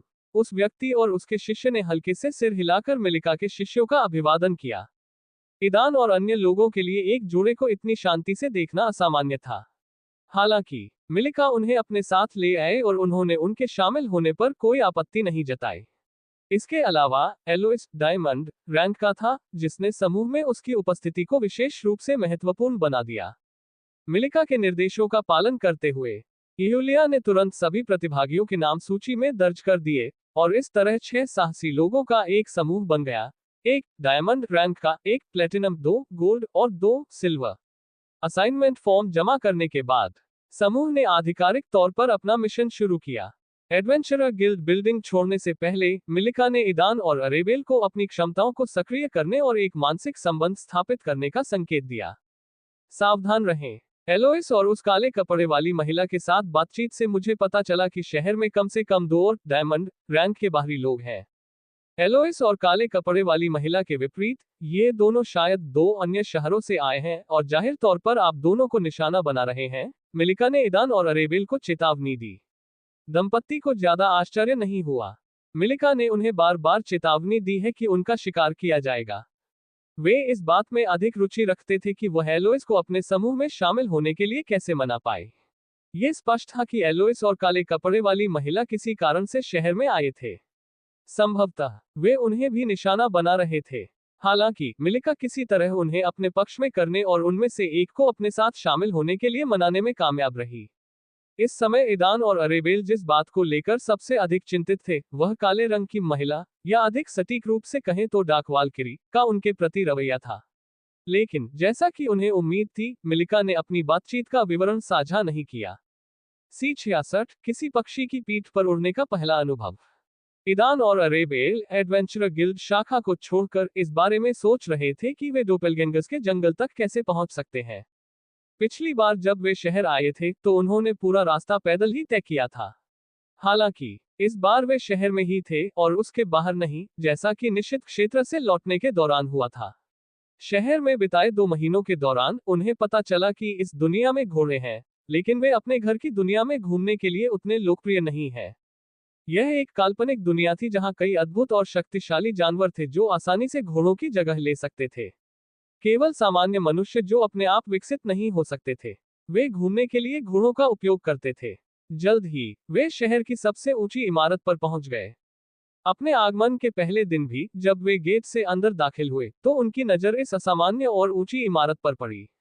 उस समय उन्हें नहीं पता था कि इसकी दीवारों के पीछे क्या छिपा है। आज शहर में पहुंचने के 2 महीने से अधिक समय बाद उन्होंने आखिरकार कुछ ऐसा देखा जिसने उनकी कल्पना को चकित कर दिया। यह एक बड़े संगठन की इमारत थी जो बड़े पालतू पक्षियों के लिए परिवहन सेवाएं प्रदान करती थी। कई साहसी और सामान्य लिम्बो निवासियों ने इस संगठन की सेवाओं का उपयोग किया। इसकी 2 अन्य शहरों में भी शाखाएं थीं, जिससे उनके बीच आना जाना बहुत आसान हो गया। यह पहली बार था जब जोड़े ने इतने सारे अलग अलग अद्भुत बड़े पक्षियों को करीब से देखा था। उनमें से कुछ अपनी दुनिया के पक्षियों की तरह दिखते थे, लेकिन वे बहुत बड़े और अधिक खतरनाक थे। दोनों इन अद्भुत पक्षियों की सवारी करने के अवसर की प्रतीक्षा कर रहे थे। यह महसूस करते हुए उन्होंने एक दूसरे की ओर देखा और अपनी आंखों में खुशी और प्रसन्नता को छिपा नहीं सके। इसने उन्हें अपनी दुनिया में एक मनोरंजन पार्क की यात्रा की याद दिला दी, लेकिन केवल बड़े पैमाने पर। वे असली विशाल पक्षियों पर सवारी कर सकते थे। उनकी दुनिया में कौन ऐसा सपना नहीं देखेगा। हालांकि दोनों के पास अपने वंश के कारण उड़ने की क्षमता थी, फिर भी उन्होंने अभी तक परीक्षणों से बाहर उड़ने की कोशिश नहीं की थी और मुक्त उड़ान के आनंद का अनुभव नहीं किया था। वे ये भी अच्छी तरह से समझते थे कि अकेले उड़ना और एक साथ कई लोगों को ले जाने में सक्षम एक बड़े पक्षी की पीठ पर उड़ना पूरी तरह से अलग चीजें हैं। इमारत की सबसे ऊपरी मंजिल पर चढ़ने के बाद यूलिया और अन्य लोगों ने तुरंत अपनी दुनिया से चील जैसे दिखने वाले 3 विशाल पक्षियों को किराए पर ले लिया। प्रत्येक पक्षी 2 लोगों को ले जा सकता है। ईदान और अरेबेल ने पक्षियों के चारों ओर चक्कर लगाते हुए उन्हें दिलचस्पी से देखा। क्या शुरुआती लोगों के लिए कोई मार्गदर्शिका है? ईदान ने मुस्कुराते हुए पूछा, और यूलिया, निमो और अरेबेल को छोड़कर उस समय इमारत में मौजूद सभी लोग आश्चर्य से उसकी ओर देखने लगे। क्या हुआ? उसने उनके अजीब भाव देखकर पूछा। मुझे मत बताओ कि तुमने कभी पक्षी नहीं उड़ाया, एलोइस ने अविश्वसनीय रूप से कहा। ईदान ने ईमानदारी से स्वीकार किया, ईमानदारी से कहूं तो मैंने उड़ान नहीं भरी है। एलोइस ने तुरंत योगिनी के बाकी शिष्यों की ओर देखा। यूलिया और निमो ने बस अपने कंधे उचकाए। वे जानते थे कि यह जोड़ा दूसरी दुनिया से आया है जहां कोई बड़े पक्षी नहीं है, इसलिए वे ईदान के जवाब से आश्चर्यचकित नहीं हुए। अरेबेल ने उसकी निगाहों पर ध्यान न देने की कोशिश की। दूसरों के इस तरह के अजीब ध्यान का कारण ये था कि जब यूलिया ने पक्षियों को किराए पर लिया, तो उसने संकेत दिया कि उन्हें कहां उड़ने की जरूरत है। और यह स्थान निषिद्ध क्षेत्र में निकला। उस समय कमरे में मौजूद सभी लोगों को इसके बारे में पता चला और वे उन्हें अनुभवी साहसी के रूप में देखने लगे। लेकिन ईदान की बातों ने उनकी सारी उम्मीदों पर पानी फेर दिया। इस स्तर के साहसी व्यक्ति ने कभी पक्षी क्यों नहीं उड़ाया? और समूह ऐसे नवागंतुक को अपने साथ निषिद्ध क्षेत्र में क्यों ले गया? समूह को संगठन के कर्मचारियों से ऐसे प्रश्न सुनने को मिलने लगे। एलोइस का मूड भी खराब हो गया। उन्हें उम्मीद नहीं थी कि योगिनी का शिष्य नौसिखिया होगा। आखिरी चीज जो वह करना चाहता था वह थी अनुभवहीन नौसिखियों की देखभाल करना। वे शीघ्र ही जुड़ियों में विभाजित हो गए, इस तथ्य के कारण कि ईदान और अरेबेल को पक्षियों को उड़ाने का कोई अनुभव नहीं था। उन्होंने अलग अलग उड़ान भरने का फैसला किया। ईदान निमो के साथ उड़ान भरेगा और अरेबेल यूलिया के साथ उड़ान भरेगा। एलोइस और उसका छात्र एक साथ उड़ान भरेंगे। समूह ने यही निर्णय लिया। हर कोई जल्दी से अपने पक्षियों की पीठ पर चढ़ गया। एराबेल उत्तेजना से अभिभूत होकर यूलिया के पीछे बैठ गई और उसे कसकर गले लगा लिया। वह नहीं जानती थी कि उस क्षण वह क्यों उत्तेजना से भर गई थी। हालांकि उसे अपने दूसरे स्व की स्मृतियां प्राप्त हो गई थी जो उड़ सकती थी। किसी कारण से वह एक पक्षी पर उड़ने की आशा कर रही थी। ईदान, अराबेल की तरह, बहुत उत्साहित था। वह निमो के पीछे बैठ गया और काठी को कसकर पकड़ लिया। थोड़ा शर्मिंदा होकर उसने निमो को गले लगाने की हिम्मत नहीं की, जो सामने बैठी थी। अगर यह अराबेल होती, तो ईदान ने उस पल का फायदा उठाया होता और उसे गले लगा लिया होता। लेकिन एक लड़के के साथ, उन्होंने दृढ़ता से इस विचार को अस्वीकार कर दिया, हालांकि उन्हें एहसास हुआ कि उन्हें जल्द ही इसका पछतावा हो सकता है। उन सभी को एक एक करके बालकनी से बाहर ले जाया गया। दूसरों की प्रतीक्षा किए बिना प्रत्येक बाज बालकनी से कूद गया, अपने पंख फैलाए और आकाश में उड़ गया। चौंककर ईदान ने अपनी सांसें रोक ली और आंखें बंद कर ली। अचानक गिरने और उसके बाद तेजी से ऊपर की ओर उठने से उसे ऐसा महसूस हुआ जैसे उसके अंदर का सारा हिस्सा पहले ऊपर उठा और उसके मुंह से लगभग बाहर निकल गया, और फिर तेजी से नीचे सिकुड़ गया। उसी क्षण उसने स्पष्ट रूप से अरेबेल की चीख सुनी। ये कुछ मनोरंजन की सवारी पर सवार होने जैसा महसूस हुआ। ऐसा लग रहा था कि ईदान और अरेबेल मनोरंजन की सवारी पर थे, जब तक कि पक्षी इष्टतम ऊंचाई तक नहीं पहुंच गए और निश्चित क्षेत्र की ओर बढ़ते हुए स्थिर गति से मंडराने लगे। अंततः ईदान सांस छोड़ने और अपनी सांस पकड़ने में सक्षम हो गया। विपरीत हवा से उसकी आंखों में पानी आ रहा था, लेकिन वह इस अविस्मरणीय एहसास से प्रसन्न था। उसने कसम खाई कि वह अपनी पहली पक्षी उड़ान को कभी नहीं भूलेगा। सभी लोगों की तरह कुछ समय बाद उन्हें इसकी आदत हो जाएगी, लेकिन ये पहला अनुभव है जो उनकी स्मृति में बना रहेगा। और यह पहली उड़ान सचमुच प्रभावशाली थी। अरेबेल भी उड़ान का आनंद ले रहा था। उसने यूलिया को कसकर गले लगाया और खुशी से हंसी, यूलिया को उसके उत्साह से संक्रमित कर दिया, और वह भी मुस्कुराई, अराबेल के साथ अपने उड़ान अनुभव को साझा किया। हालांकि एलोइस और उसके छात्र के मन में कोई विशेष भावना नहीं थी। यह उनके लिए पहले से ही आम बात थी।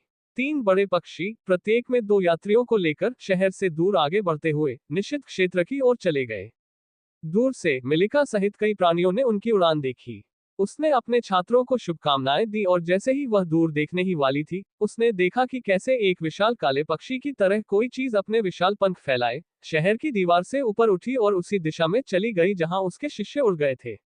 C67 लिम्बो शिकार के कारण इस दंपति के लिए एक विशाल पक्षी पर उड़ने का पहला अनुभव अविस्मरणीय साबित हुआ। उन्होंने खुशी के साथ नए अनुभव का आनंद लिया और विहंगम दृश्य से लिम्बो के परिवेश की प्रशंसा की। ये सबसे अच्छी यादों में से एक थी क्योंकि वे दूसरी दुनिया में थे। वे दोनों समझ गए कि उन्हें अपनी दुनिया में ऐसा अनुभव अभी नहीं मिल पाएगा। उन्हें अंदाजा नहीं था कि उनके गायब होने के बाद दुनिया कितनी बदल गई है। वे केवल ये जानते थे कि पहली आपदा के बाद एक अजीब ऊर्जा ने पशु साम्राज्य को प्रभावित किया और सभी प्राणी बदलने और विकसित होने लगे। शायद उनकी अनुपस्थिति के दौरान ऐसे विशाल पक्षी पहले ही प्रकट हो चुके हैं, जो आम लोगों को अपनी पीठ पर ले जाने में सक्षम है। बस उन्हें वश में करना बाकी रह गया था। ये लिम्बो की उनकी पहली यात्रा थी। जब वे पहली बार यहाँ आए तो उन्हें अपने परिवेश में कोई खुशी महसूस नहीं हुई। वे जंगल से भयभीत और डरे हुए थे, हर सरसराहट से डरते थे और अज्ञात के डर से पूरी रात सोते नहीं थे। जब वे अपने हमशक्लों द्वारा सामना किए जाने पर लगभग मर गए, तब वे निमो और उसके समूह से मिले। तभी उन्हें कुछ देर आराम करने का मौका मिला। हालांकि अगले दिन खतरा उन पर फिर से आ गया और वे पागलों की तरह शहर की ओर भागे। एक बार शहर में रीसेट के बाद उनके सिस्टम ने अत्यधिक तनाव पैदा कर दिया, जिससे वे पूरे 1 सप्ताह के लिए होश खो बैठे। वे मिलिका के घर में जागे। तब से लेकर आज तक उन्होंने अपना अधिकांश समय मिलिका के घर और उसके आसपास लिम्बो नामक इस असामान्य जगह पर बिताया। जोड़े ने उड़ान का आनंद लेना जारी रखा। ईदान अपने आसपास की दुनिया को देख रहा था। अचानक उसके दिमाग में अराबेल की आवाज सुनाई दी। ईदान, क्या तुम्हें लगता है कि हम कोई रास्ता निकाल सकते हैं? अरेबेल की आवाज में अनिश्चितता थी। बिल्कुल, ईदान ने आत्मविश्वास से उत्तर दिया, उसे और अधिक आत्मविश्वास देने की कोशिश की। कम से कम मैं मिलिका पर विश्वास करता हूं और उस पर भरोसा करता हूं। मास्टर का इससे क्या लेना देना है? अरेबेल ने पूछा। समझ में नहीं आ रहा था कि ईदान ने अचानक मिलिका का उल्लेख क्यों किया। आप जानते हैं, मैं उन सभी घटनाओं के बारे में सोच रहा हूं जो हमारे साथ हुई हैं और हमने आज क्या सीखा है। मुझे लगता है कि मैं मोटे तौर पर बड़ी तस्वीर को समझता हूं। ईदान ने इस अवसर का उपयोग करते हुए अरेबेल के साथ अपने विचार साझा करने का फैसला किया। हालांकि इससे पहले वह एक प्रश्न के साथ सिस्टम की ओर मुड़ा। मुझे बताओ सिस्टम, लिम्बो हमें क्यों निशाना बना रहा है? इस पूरे समय वे मिलिका की सुरक्षा में थे और वहां रहने के दौरान उनके साथ कुछ भी भयानक नहीं हुआ। यदि मिलिका की लगातार चेतावनियां नहीं होती कि लिम्बो उन्हें निशाना बना रहा है, तो वे बहुत पहले ही इस तरह के खतरे के बारे में भूल गए होते। अब जब वे एक सुरक्षित स्थान छोड़ चुके थे, तो इस खतरे का सामना करने की संभावना काफी बढ़ गई थी। ईदान समझ गया कि एडवेंचरर गिल्ड पर बहुत सारी निगाहें हैं और सबसे अधिक संभावना है कोई भी तब तक कोई कार्रवाई नहीं करेगा जब तक कि उनका समूह निश्चित क्षेत्र तक नहीं पहुंच जाता। चलो सिस्टम, क्या आपको लगता है कि हम समझ नहीं पा रहे हैं? उदाहरण के लिए, मुझे यकीन है कि लिम्बो ठीक आपकी वजह से हमें निशाना बना रहा है। ईदान ने कहा, सिस्टम से प्रतिक्रिया की प्रतीक्षा किए बिना और अपनी राय व्यक्त करने का फैसला किया। मैं सही हूं, है ना? मुझे बताओ मैं सही हूं या गलत? हाँ मेजबान, आप सही हैं। इस संसार की चेतना की दृष्टि आप पर टिकी है क्योंकि वह आपके माध्यम से इस प्रणाली तक पहुंचना चाहती है। वह जानता है कि इस सिस्टम का आप दोनों से कुछ लेना देना है। हालांकि वह इसके अलावा कुछ भी नहीं जानता है कि वह मौजूद है और उसका आपके साथ कोई संबंध है। इसीलिए सिस्टम ने आपसे इसके बारे में दूसरों को जानकारी न देने के लिए कहा, ताकि लिम्बो को इस सिस्टम के बारे में पता न चले। अंततः सिस्टम ने लंबी चुप्पी को तोड़ते हुए बोला, जैसा कि मुझे संदेह था। ईदान ने आह भरी। तुम किस बारे में बात कर रहे हो? ईदान और सिस्टम की बातें सुनकर अरेबेल ने पूछा। आप देखिए, पहले मुझे लगा कि लिम्बो हम पर हमला कर रहा है क्योंकि हम दूसरी दुनिया से आए एलियन हैं। लेकिन जितना अधिक मैंने इस दुनिया के बारे में सीखा, उतना ही मुझे संदेह होने लगा कि यह सिर्फ इतना ही नहीं था। ईदान ने अरेबेल के साथ अपने विचार साझा किए। जिस क्षण सिस्टम ने अपनी चेतना प्रकट की, लिम्बो ने उस पर आक्रमण किया और सिस्टम ने सुरक्षा सक्रिय कर दी। हमारे दिमाग को भूनने के उसके असफल प्रयास के बाद जब हम होश में आए तो उसने हमें यही बताया। जब ईदान ने वे शब्द कहे, तो अरेबेल ने उन्हें याद किया और थोड़ा कांप गया, जैसे कि उस पल को फिर से जी रहा हो। आपको शायद उसकी बातों पर विश्वास था, बिल्कुल मेरी तरह, क्योंकि उसकी बातों में कोई झूठ नहीं था। उसने पूरी सच्चाई उजागर नहीं की। अब जब सिस्टम ने पुष्टि कर दी है कि लिम्बो उसे निशाना बना रहा है, तो मैं विश्वास के साथ कह सकता हूं कि सिस्टम लिम्बो के आक्रमण के दौरान उसके कुछ रहस्यों को प्राप्त करने में कामयाब रहा। और लिम्बो को इस बारे में पता है, यही कारण है कि वह हम तक पहुंचने और सिस्टम तक पहुंचने के लिए इतनी मेहनत कर रहा है। वह सिर्फ चोर तक पहुंचना चाहता है, ईदान ने निष्कर्ष निकाला। ईदान के तर्क से अरेबेल आश्चर्यचकित रह गया। आश्चर्य हो रहा है? ईदान ने अरबेल की चुप्पी को देखते हुए पूछा और एक मानसिक लिंक के माध्यम से उसके पास पहुंचा। हाँ, मैं सचमुच भ्रमित हूं, अरेबेल ने पुष्टि की। मुझे नहीं लगता कि आप तब तक इस पर विश्वास करेंगे जब तक मैं आपको कुछ तर्क नहीं देता जो मुझे इस निष्कर्ष पर ले गए। क्या आपको मिलिका के साथ हमारी बातचीत याद नहीं है जब उसने अपनी स्थिति के बारे में बताया था? ईदान ने मिलिका के साथ अपनी मुलाकात को याद करते हुए शुरुआत की। बेशक, अरेबेल को ये बातचीत पूरी तरह से याद थी। लिम्बो के साथ समझौते के कारण मिलिका तीसरा शहर नहीं छोड़ सकी। एक दिन, लिम्बो की चेतना के साथ आंशिक सम्मिलन के परिणाम स्वरूप मिलिका ने इस इकाई के कुछ रहस्य सीखे। तब से, लिम्बो किसी भी कीमत पर उसे निगलने की कोशिश में उसका शिकार कर रहा है। इसे महसूस करते हुए, मिलिका ने कभी भी तीसरा शहर नहीं छोड़ने का फैसला किया, और जवाब में, लिम्बो ने अपने शिष्यों और अधीनस्थों के पास जाकर उसे उकसाने की कोशिश की। वर्षों के टकराव के बाद आखिरकार वे एक समझौते पर पहुंचे। लिम्बो ने अपने शिष्यों और अधीनस्थों पर हमला न करने का वादा किया, और मिलिका को तीसरा शहर छोड़ने और लिम्बो के बारे में जानकारी साझा करने से मना किया गया। इसे याद करते हुए, अरेबेल को एहसास हुआ कि मिलिका की कहानी कुछ हद तक उनकी वर्तमान स्थिति के समान थी। लिम्बो उनका उसी तरह शिकार करता है जैसे उसने एक बार मिलिका का किया था। और ईदान का संदेह कि सिस्टम किसी तरह लिम्बो के रहस्यों को हासिल करने में कामयाब रहा, अब केवल अनुमान नहीं लगता। नहीं, अरेबेल ने ईदान की बातों पर विश्वास करना शुरू कर दिया कि यह सिस्टम के कारण था कि लिम्बो की चेतना उन्हें लक्षित कर रही थी। C68, एक जोड़े के बीच बातचीत। अरेबेल ने कहा, हमारी स्थिति वास्तव में मिलिका की कहानी से मिलती जुलती है। ईदान मुस्कुराया, इस बात से आश्चर्यचकित होकर कि अरेबेल ने कितनी जल्दी समझ लिया कि क्या हो रहा था। उन्होंने कहा, यह सिस्टम के कारण था कि डोपेलगैंगर्स के जंगल के प्राणियों ने हम पर हमला किया, हमें हिरासत में लेने की कोशिश की। जंगल में भागने के दौरान उन्हें संदेह होने लगा कि ये सभी अचानक परिवर्तन उनकी गलती थे। मैं अनुमान लगा रहा हूं कि यूलिया और निमो की उपस्थिति के कारण लिम्बो अपनी सारी सेनाएं नहीं लाया। ईदान ने जारी रखा, ये सब मिलिका के साथ उसके समझौते के बारे में है।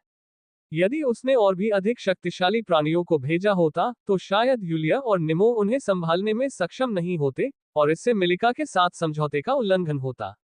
अरेबेल को यह भी पता था कि जो हो रहा था वह अजीब था। यदि लिम्बो उन्हें जाने नहीं देना चाहता था, तो उसने अपनी सभी ताकतों को आकर्षित कर लिया होता, लेकिन तब ये केवल कुछ ही हमशक्लों और साधारण प्राणियों तक ही सीमित था जो उनकी रैंक से अधिक नहीं थे। शहर में प्रवेश करने के बाद, इससे पहले कि स्थानीय लोगों को प्रतिक्रिया करने का समय मिलता, मिलिका ने हस्तक्षेप किया। उसने हमें अपने संरक्षण में ले लिया और इसने लिम्बो की चेतना को हमें नुकसान पहुंचाने से रोक दिया, क्योंकि हम उसके संरक्षण में थे और लिम्बो के साथ उसका समझौता था। तब से लेकर आज तक वे मिलिका के संरक्षण में हैं। ईदान की बातें सुनकर अराबेल सोच में पड़ गई। सिस्टम के कारण होश खोने के बाद उन्हें खुद याद नहीं आ रहा था कि क्या हुआ। उन्होंने वह सब कुछ सीखा जो वे यूलिया से जानते थे। यूलिया लिया के अनुसार, उनके होश खोने के तुरंत बाद, मिलिका प्रकट हुई और उन्हें शहर के स्थानीय नेता, हेक्टर नामक एक उच्च बौने से बचाया। उस वक्त उन्होंने इस पर ज्यादा ध्यान नहीं दिया। लेकिन अब अरेबेल को आश्चर्य होने लगा कि उनके होश खोने के ठीक बाद, मिलिका इतनी जल्दी और अप्रत्याशित रूप से कैसे प्रकट हुई। क्या मास्टर को हमारे बारे में पहले से ही पता था जब वह हमारे होश खोने के बाद हमारे बगल में आई थी? अरेबेल ने ईदान से पूछा। ईदान ने कहा, मास्टर, कम से कम वह जानती थी कि लिम्बो की चेतना हमारा शिकार कर रही थी। इसलिए उसने हस्तक्षेप किया और हमें अपनी सुरक्षा में ले लिया। लेकिन ऐसा कैसे हो सकता है मास्टर? इससे पहले कि अराबेल सवाल पूछ पाती, उसे खुद ही इसका उत्तर समझ आ गया। हाँ, सबसे अधिक संभावना है, मास्टर का अभी भी लिम्बो की चेतना के साथ संबंध है, और इस तरह उसे पता चला कि वह हमारा शिकार कर रहा था। ईदान के शब्द अरबेल के निष्कर्ष से बिल्कुल मेल खाते थे। क्या सिस्टम का लिम्बो के दिमाग से भी कोई संबंध नहीं है? उसने पूछा। नहीं, इस सिस्टम का लिम्बो की चेतना से कोई संबंध नहीं है, सिस्टम ने खुद ही अरेबेल के सवाल का जवाब दिया। अरेबेल सिस्टम की प्रतिक्रिया से आश्चर्यचकित था। उसने ईदान से एक प्रश्न पूछा और उसे उम्मीद नहीं थी कि सिस्टम स्वयं इस प्रश्न का उत्तर देगा। अराबेल की तरह ईदान भी आश्चर्यचकित था कि सिस्टम ने स्वयं प्रश्न का उत्तर दिया। सिस्टम की प्रतिक्रिया का आश्चर्य कम होने के बाद उन्होंने अरेबेल के साथ चर्चा जारी रखी। जागने के बाद मुझे तुरंत वह कार्य अजीब लगा जो सिस्टम ने हमें दिया था।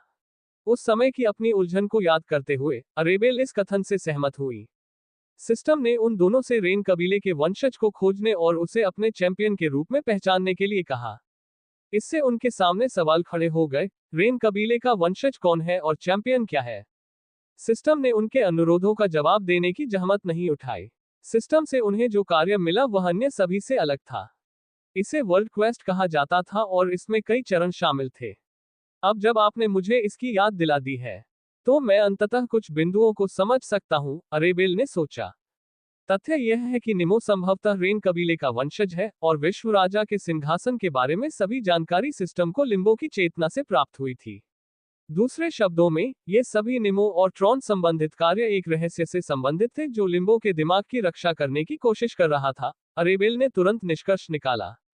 यह अजीब था कि तब भी उसने सिस्टम के शब्दों पर ध्यान नहीं दिया था कि लिम्बो की चेतना पर आक्रमण के कारण उसे यह जानकारी मिली थी।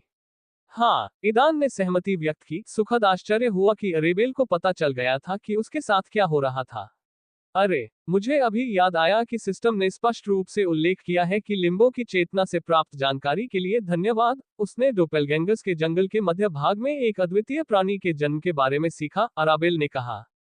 उसे विश्वास ही नहीं हो रहा था कि उसने इसे नजरअंदाज कर दिया है। फिर भी सिस्टम ने अप्रत्यक्ष रूप से पुष्टि की कि उसने लिम्बो के कई रहस्यों को चोरी कर लिया है। हाँ हाँ हाँ, ईदान हंसा। उसे ये भी आश्चर्य हुआ कि उसने पहले इस पर ध्यान नहीं दिया। इसमें इतना अजीब क्या है? क्या आप इसका मतलब भी समझते हैं? ईदान की हंसी से अप्रसन्न होकर अरेबेल ने पूछा। बेशक मैं समझता हूँ। मैं बहुत अच्छी तरह समझता हूँ, उन्होंने उसके सवाल का जवाब दिया। उन्हें कैसे एहसास नहीं हुआ कि वे सिस्टम द्वारा जारी एक मिशन को पूरा करने जा रहे थे? लिम्बो की चेतना से सिस्टम द्वारा प्राप्त जानकारी पर आधारित एक कार्य, जबकि इस जानकारी के लीक होने की वजह से संभवतः लिम्बो उनका शिकार कर रहा है। सीधे शब्दों में कहें तो, अगर वे निमो को डोपेलगैंगर्स के जंगल के एक अनोखे प्राणी को वश में करने में मदद करते हैं, तो क्या इससे लिम्बो का मन नाराज नहीं होगा? अरेबेल का पिछला प्रसन्नचित मूड तुरंत गायब हो गया। उसे स्थिति की गंभीरता का एहसास हुआ। सुनो, मैंने अभी तक सब कुछ नहीं कहा है। ईदान ने अराबेल की ओर रुख किया और उसे उसके चिंतित विचारों से विचलित करने की कोशिश की। ईदान ने मुख्य कार्य की याद दिलाते हुए कहा, लिम्बो में हमारे आगमन के बाद सिस्टम ने हमें जो मुख्य कार्य दिया वह 6 महीने के भीतर इस जगह से बाहर निकलने का रास्ता खोजना था। फिर वह चुप हो गया। ईदान को एहसास हुआ कि अगर वह ऐसे ही चलता रहा तो इसकी तह तक पहुंचने में थोड़ा समय लगेगा। इसलिए उन्होंने विवरणों पर समय बर्बाद न करने और सीधे मुद्दे पर आने का फैसला किया। मुझे संदेह है कि सिस्टम को पहले से ही पता है कि कहां और कैसे रास्ता निकालना है, ईदान ने अचानक अरेबेल से कहा, जैसे कोई बम फेंक रहा हो। क्या? रुको। बेशक अरेबेल इस कथन से स्तब्ध रह गया। मेरा मानना है कि तथाकथित विश्व राजा का सिंहासन इस जगह को छोड़ने से संबंधित है। यही वह रहस्य है जिसे लिम्बो बनाए रखने की कोशिश कर रहा है। इसे बचाने के लिए उसने अपना ध्यान मालिक की ओर लगाया, जिसे शायद इसके बारे में पता चल गया था और सिस्टम की तरह जानता है कि लिम्बो से बाहर निकलना कहां है। ईदान ने अरेबेल को अपनी अद्भुत धारणाएं व्यक्त करना जारी रखा। क्या आप कह रहे हैं कि मालिक को सब कुछ पता है, लेकिन लिम्बो के साथ समझौते के कारण वह न केवल शहर नहीं छोड़ सकती, बल्कि वह ये जानकारी साझा भी नहीं कर सकती? अरेबेल ने पूछा। ईदान ने उत्तर दिया, हाँ, आपको बहुत पहले ही यह एहसास हो जाना चाहिए था कि मालिक जितना वह बता रही है उससे कहीं अधिक जानता है। जिसके बाद वह कुछ देर के लिए चुप हो गया। फिर उसने आगे कहा, इसलिए मैंने कहा कि मैं गुरु पर विश्वास करता हूं और उस पर भरोसा करता हूं। C69 निमो का महत्व। इसलिए मैंने कहा कि मैं गुरु पर विश्वास करता हूं और उस पर भरोसा करता हूं। अरेबेल अब ईदान के आत्मविश्वास के कुछ कारणों को समझ सकता था। उसे यकीन था कि मालिक शायद लिम्बो के रहस्य और उससे बाहर निकलने का रास्ता जानता था। इसके अलावा उनके मालिक को विश्वास था कि वे कोई रास्ता ढूंढने में सक्षम होंगे और वह पूरा करेंगे जो वह करने में विफल रही थी। वह सब कुछ जानती थी, लेकिन वह अपना ज्ञान साझा नहीं कर सकती थी। उसने शायद ये भी अनुमान लगाया था कि अराबेल और ईदान के पास कोई न कोई व्यक्ति था जो उनकी मदद कर रहा था। उनके घर में रहने के दौरान उन्होंने स्वयं इसे स्पष्ट कर दिया, और इस विचार की ओर इशारा करने वाले कई कारक थे। हालांकि अपने मालिक के विपरीत, जिनके पास कोई समर्थन नहीं था, अराबेल और ईदान बेहतर स्थिति में थे। उनके शिष्य बनने के बाद वे लिम्बो और मिलिका के बीच हुए समझौते के तहत आ गए। इस समझौते ने लिम्बो के कार्यों को सीमित कर दिया, जिससे जुड़े को अधिक सुरक्षित रूप से आगे बढ़ने और बाहर निकलने का रास्ता खोजने की अनुमति मिली।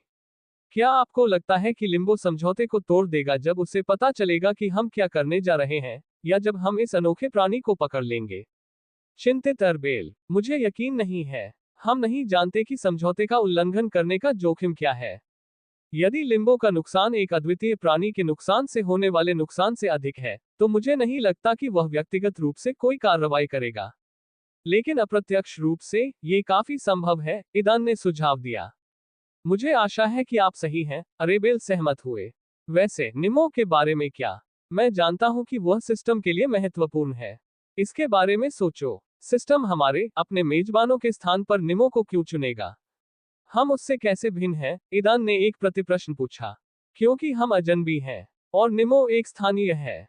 ईदान क्या हासिल कर रहा था, इसका एहसास करते हुए अराबेल ने चिल्लाया। आप सही हैं। यदि मेरा अनुमान सही है और लिम्बो से बाहर निकलना विश्व राजा के सिंहासन से जुड़ा है, तो सबसे अधिक संभावना है कि केवल इस दुनिया के निवासी ही उसके साथ बातचीत कर सकते हैं। आप और मैं इस दुनिया से संबंधित नहीं हैं और हम उपयुक्त उम्मीदवार नहीं हो सकते। ईदान ने उत्तर दिया। अरेबेल उसके तर्कों से और अधिक आश्चर्यचकित होता जा रहा था। उसे उसके शब्दों में कोई विरोधाभास नहीं मिला और वह उसकी धारणाओं पर भरोसा करने के लिए मजबूर हो गई। ईदान ने जारी रखा, यही कारण है कि सिस्टम ने एक स्थानीय निवासी निमो को चुना। यदि निमो अस्तित्व में नहीं होता, तो मुझे यकीन है कि सिस्टम ने किसी अन्य स्थानीय को चुना होता, जैसे यूलियालिया या बेहतर क्षमता वाले किसी व्यक्ति को। सिस्टम के अनुसार निमो हमारे लिए एक आदर्श उम्मीदवार है। उसके पास उच्च जाति की एक रहस्यमय मुहरबंद रक्त रेखा, आत्मा के साथ एक अनुबंध और 3 उच्च जातियों के प्रतिनिधियों के साथ एक अजीब और जटिल संबंध है। निमो लिम्बो से बाहर निकलने की कुंजी है, अरेबेल ने ईदान के लिए कहा। आखिरकार पूरी योजना में निमो की महत्वपूर्ण भूमिका का एहसास हुआ। हाँ, और सबसे अधिक संभावना है, एक अद्वितीय प्राणी का कब्जा विश्व राजा के सिंहासन से भी जुड़ा हुआ है। इसलिए हम शायद इस कार्य को नहीं छोड़ सकते हैं और हमें निमो को इस प्राणी को पकड़ने में मदद करनी चाहिए। आइए आशा करते हैं कि लिम्बो पागल नहीं होगा। मानसिक संबंध के माध्यम से एक विशाल बाज की पीठ पर बैठकर जुड़े ने इस तरह बात की। डोपेलगैंगर्स के जंगल में जाने के लिए उनके पास अभी भी पर्याप्त समय था। अचानक ईदान ने अरेबेल की टिप्पणी सुनी। आप जानते हैं, लड़कियों को ऐसे लड़के पसंद नहीं आते जो बहुत स्मार्ट हो। ईदान को समझ नहीं आया कि क्या ये वाक्यांश उसे व्यक्तिगत रूप से संबोधित किया गया था। क्या वह सोचती है कि वह बहुत स्मार्ट है और इस पर जोर देने की कोशिश कर रहा है? वह भ्रमित था और समझ नहीं पा रहा था कि कैसे प्रतिक्रिया दे। क्या मुझे ये कहना चाहिए कि वह स्मार्ट नहीं है, या क्या मुझे यह मान लेना चाहिए कि वह स्मार्ट है? हे, अराबेल ने हंसते हुए कहा। जब ईदान ने अचानक बात करना बंद कर दिया और दूसरा शब्द नहीं कहा, तो अरेबेल मुस्कुराए बिना नहीं रह सका। हालांकि वे उकाबों पर उड़ रहे थे और वह उसका चेहरा या उसकी अभिव्यक्ति नहीं देख सकी। उसकी कल्पना इस एहसास के साथ जंगली हो गई कि वह अचानक मौन हो गया था। उसने उसका मजाक उड़ाने का फैसला किया क्योंकि वह बहुत ज्यादा सोचता था और बहुत कुछ समझ और मान सकता था। वह उसे या ऐसा कुछ भी नाराज नहीं करना चाहती थी। उन्होंने बस उस लोकप्रिय लेकिन विवादास्पद कहावत को आवाज दी कि लड़कियों को स्मार्ट लड़के पसंद नहीं है जो उनकी प्रतिक्रिया देखें। दरअसल उन्होंने अपने कमेंट से ईदान को सकते में डाल दिया। अरे तुम्हें क्या हो गया है? थोड़ा इंतजार करने और ईदान से एक भी शब्द न सुनने के बाद अरबेल ने पूछा। हो क्या? ईदान अपनी स्तब्धता से जाग गया। उसने अरेबेल का प्रश्न नहीं सुना था। मैंने सिर्फ इतना कहा कि लड़कियों को ऐसे लड़के पसंद नहीं आते जो बहुत स्मार्ट हो। लेकिन मेरा मतलब यह नहीं था कि मुझे स्मार्ट लड़के पसंद नहीं है, अराबेल ने कहा, और आप उसकी आवाज में मनोरंजन सुन सकते हैं। मुझे स्मार्ट लोग पसंद हैं, लेकिन मुझे बहुत स्मार्ट और गूढ़ लोग पसंद नहीं है। इसलिए इसे ध्यान में रखें और इसे ज्यादा न करें, अराबेल ने मजाकिया अंदाज में कहा। ईदान को एहसास हुआ कि वह बहुत ज्यादा सोचने के लिए उससे मजाक कर रही थी। वह केवल हंस सकता था। मैं इसे अपने दिमाग में रखूंगा, ईदान ने मुस्कुराते हुए कहा। वैसे क्या आपने सोचा है कि जब हम अपनी दुनिया में वापस आएंगे तो आप क्या करेंगे? उसने अचानक अरेबेल से पूछा। अब ईदान के सवाल ने उसे चौंका दिया। निस्संदेह वह इसके बारे में सोच रही थी और उसे अपनी योजनाओं का पहले से ही कुछ अंदाजा था। हालांकि अंतिम निर्णय लेने के लिए उसे थोड़ा और समय चाहिए था। उसके आरोहण परीक्षण के दौरान प्राप्त यादों का उसकी पसंद पर महत्वपूर्ण प्रभाव पड़ा। अभी नहीं, अरेबेल ने आह भरते हुए उत्तर दिया। और आप? ठीक है, आपके विपरीत मुझे आपसे संबंधित समस्याओं के अलावा कोई विशेष समस्या नहीं होगी। मेरे पास केवल एक बड़ी बहन और माँ बची है और मुझे उनकी चिंता है। हमें यहाँ रहते हुए 1 साल से अधिक समय हो गया है और मुझे नहीं पता कि क्या वे सोचते हैं कि मैं मर चुका हूँ या वे अभी भी मेरे लौटने का इंतजार कर रहे हैं। ईदान अपने बारे में बहुत चिंतित नहीं था। यहाँ अपने समय के दौरान उसे पहले से ही अराबेल को अपने साथ रखने की आदत हो गई थी। वह जानता था कि उनकी दुनिया में उसका एक परिवार है और यह एक आसान परिवार नहीं था। ईदान कल्पना नहीं कर सका कि जब वे वहां लौटेंगे तो क्या होगा। लेकिन उसे यकीन था कि वह इन कठिनाइयों से निपटने के लिए उसे अकेला नहीं छोड़ेगा। चिंता मत करो, तुम अकेले नहीं रहोगे। सिस्टम की बदौलत हम पहले से ही जुड़े हुए हैं, इसलिए मैं हमेशा तुम्हारे लिए मौजूद रहूंगा। ईदान ने आत्मविश्वास से कहा। अरेबेल उसकी बातों पर मुस्कुराए बिना नहीं रह सका। वह भी उसकी उपस्थिति की आदी थी और यह अजीब था। उसके पूरे जीवन में केवल उसका भाई ही उसके साथ था और वह एकमात्र ऐसा व्यक्ति था जिसके साथ वह सहज महसूस करती थी। वह अपने आसपास अन्य लोगों को बर्दाश्त नहीं कर सकती थी और परीक्षण से दूसरे व्यक्तित्व को स्वीकार करने के बाद यह विशेषता और भी अधिक ध्यान देने योग्य हो गई। हालांकि इसके बावजूद अब उसके भाई के अलावा ईदान दिखाई दिया। ईदान के शब्दों ने उसकी पसंद पर उसका विश्वास बढ़ा दिया। डिंग, शर्तें पूरी हुई। एक नई अनूठी क्षमता स्वैप को अनलॉक कर दिया गया है। C70 दूसरी अनूठी क्षमता स्वैप डिंग। शर्तें पूरी हुई। एक नई अनूठी क्षमता स्वैप को अनलॉक कर दिया गया है। दंपति अभी भी सिस्टम से आने वाले अप्रत्याशित आश्चर्यों का आदी नहीं हो सका। एक अनोखी क्षमता? ईदान ने सुखद आश्चर्य से पूछा। अब तक उनके पास केवल एक अनूठी क्षमता थी, जो सांख्यिकी स्थानांतरण थी। यह उनका तुरुप का पत्ता था, जो उन्हें पूरे रैंक चरण पर काबू पाने में मदद करने में सक्षम था। और अब उन्हें एक नई क्षमता मिल गई है जो उसे टक्कर दे सकती है। बदलना। अरेबेल ने अपनी स्टेटस विंडो को देखते हुए पढ़ा। क्षमताओं, कौशलों और डेटा की प्रचुरता से वह चकरा रही थी। मिलिका के मार्गदर्शन में बिताए गए दिनों के दौरान वे अभी भी परीक्षण के बाद अर्जित अपनी नई क्षमताओं को ठीक से समझने में असमर्थ थे और उनके पास अपने स्तर को बढ़ाने का समय नहीं था। पूरे 4 दिनों तक उनका ध्यान अपने वंश पर नियंत्रण रखने पर केंद्रित था। ईदान ने उन कौशलों की लंबी सूची को देखते हुए कहा जिन्हें उन्नत करने की आवश्यकता है। हम पहले ही स्तर 20 तक पहुंच चुके हैं, लेकिन इससे पहले कि हम फिर से आरोहण परीक्षण शुरू करें, हमें अपने कौशल स्तर में सुधार करना होगा। सिस्टम की मदद से वे इसे जल्दी से कर सकते थे, लेकिन इसके लिए उन्हें समय निकालना पड़ा। जैसा कि वे समझते थे, इसमें बहुत कमी थी। कुछ हद तक उन्होंने इस पदयात्रा के दौरान अपने कौशल विकसित करने पर ध्यान केंद्रित करने का निर्णय लिया। डोपेलगैंगर्स का जंगल इस उद्देश्य के लिए बिल्कुल उपयुक्त था। आपके हमशक्ल से बेहतर झगड़ालू साथी कौन हो सकता है? सिस्टम, क्या आप मोटे तौर पर बता सकते हैं कि यह अनोखी क्षमता क्या है? अरेबेल ने अनुमान लगाने के बजाय स्पष्टीकरण पाने की उम्मीद में सिस्टम से पूछा। सूची में क्षमता का केवल नाम, स्वैप और संख्याएं 2 में से 0 थी। होस्ट, ये दूसरी अनूठी क्षमता है जो होस्ट को इच्छानुसार स्थान बदलने की अनुमति देती है। कौशल की सीमा मेजबानों के वर्तमान स्तर पर निर्भर करती है। इस कौशल का उपयोग करने के लिए मन और आत्मा बल की आवश्यकता होती है। इस तरह सिस्टम ने अरेबेल के अनुरोध का जवाब दिया और बताया कि उनकी नई क्षमता क्या करने में सक्षम है। निस्संदेह ये स्पष्टीकरण सुनकर दोनों आश्चर्यचकित रह गए। स्थानों की अदला बदली करने की क्षमता? ईदान ने अभी भी अविश्वास में पूछा। हाँ, सिस्टम ने पुष्टि की है। अरे हाँ, ईदान चिल्लाया। ये सचमुच एक महान क्षमता थी। ईदान की कल्पना प्रचंड हो रही थी और उसने इस कौशल का उपयोग करने के कई तरीके पहले ही देख लिए थे। पहली नजर में किसी अन्य व्यक्ति के साथ स्थानों की अदला बदली में ऐसा क्या खास है? लेकिन ईदान के लिए इसने अरेबेल के साथ उनके संयुक्त कार्यों के लिए कई सामरिक विकल्प खोल दिए। अरेबेल इस क्षमता से प्रसन्न था। पहले तो वह तुरंत समझ नहीं पाई कि वह किस बारे में बात कर रहा है, लेकिन जब ईदान ने उसे समझाया तो उसे एहसास हुआ कि यह तकनीक कितनी शक्तिशाली थी। उनके पहले अनूठे कौशल के साथ उनकी शक्तियां काफी बढ़ गई थीं। ईदान ने पूछा, नाम के आगे इन अंकों का क्या मतलब है? अन्य कौशलों के विपरीत जिनके स्तर होते हैं और विकास की आवश्यकता होती है, अद्वितीय क्षमताओं में स्तर नहीं होते हैं। पहली अनूठी क्षमता ने सांख्यिकी बिंदुओं के प्रतिशत को प्रदर्शित किया जो वे एक दूसरे को हस्तांतरित कर सकते थे। फिलहाल ये आंकड़ा करीब 50% था, जो पहले से ही उनकी ताकत का आधा था। संख्याएं संग्रहीत ऊर्जा की मात्रा को दर्शाती हैं।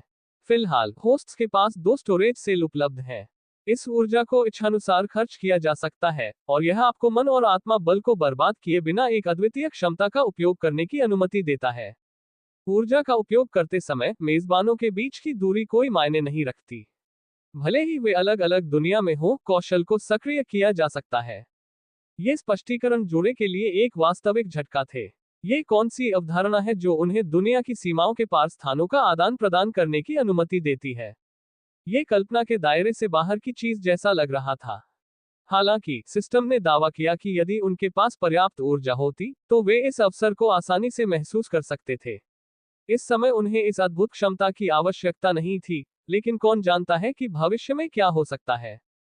संख्या 0 को देखते हुए उनके पास इसे अभ्यास में लाने के लिए पर्याप्त ऊर्जा भी नहीं थी। ऊर्जा संचय करने के लिए क्या करने की आवश्यकता है?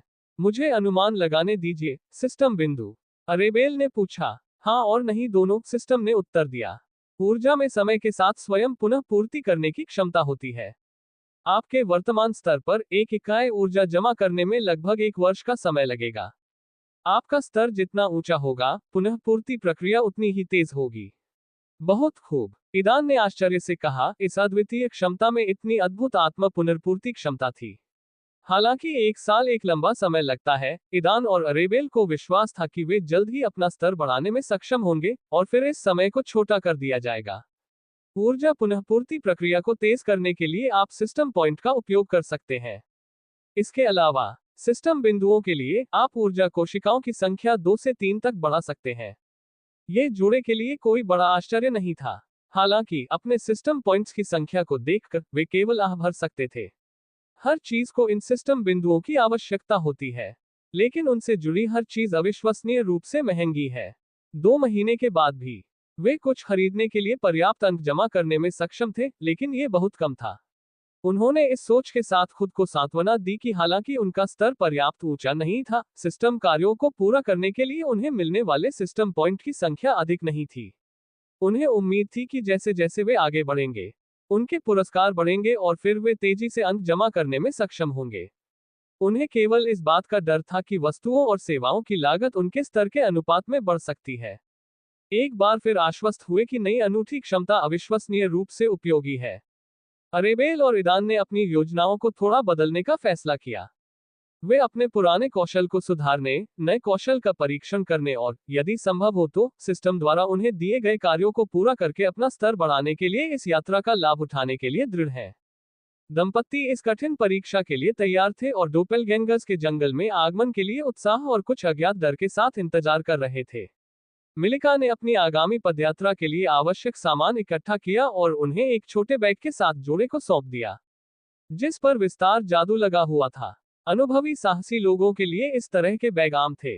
इस जोड़े ने अभी तक साझा भंडारण स्थान के अस्तित्व के बारे में अपने रहस्य का खुलासा नहीं किया है। उन्होंने बहुत पहले ही नोटिस कर लिया था कि केवल वे दोनों ही अपनी उंगलियों पर अंगूठियां देख सकते थे, जो इस स्थान की कुंजी के रूप में काम करती थी। बैग उनके लिए अपनी काबिलियत छुपाने का बेहतरीन जरिया बन गया है। उन्होंने अपनी जरूरत की हर चीज को तुरंत इस स्थान में स्थानांतरित कर दिया और फिर जब उन्हें अपने भंडारण का उपयोग करने की आवश्यकता हुई तो वे बैग को ध्यान भटकाने के लिए उपयोग कर सकते थे। हालांकि उनके लिए सबसे आश्चर्यजनक बात यह थी कि आरोहण परीक्षण के बाद उन्होंने देखा कि उनके भंडारण स्थान का आकार काफी बढ़ गया था, जो उन्हें एक पागलपन भरे सिद्धांत की ओर ले गया।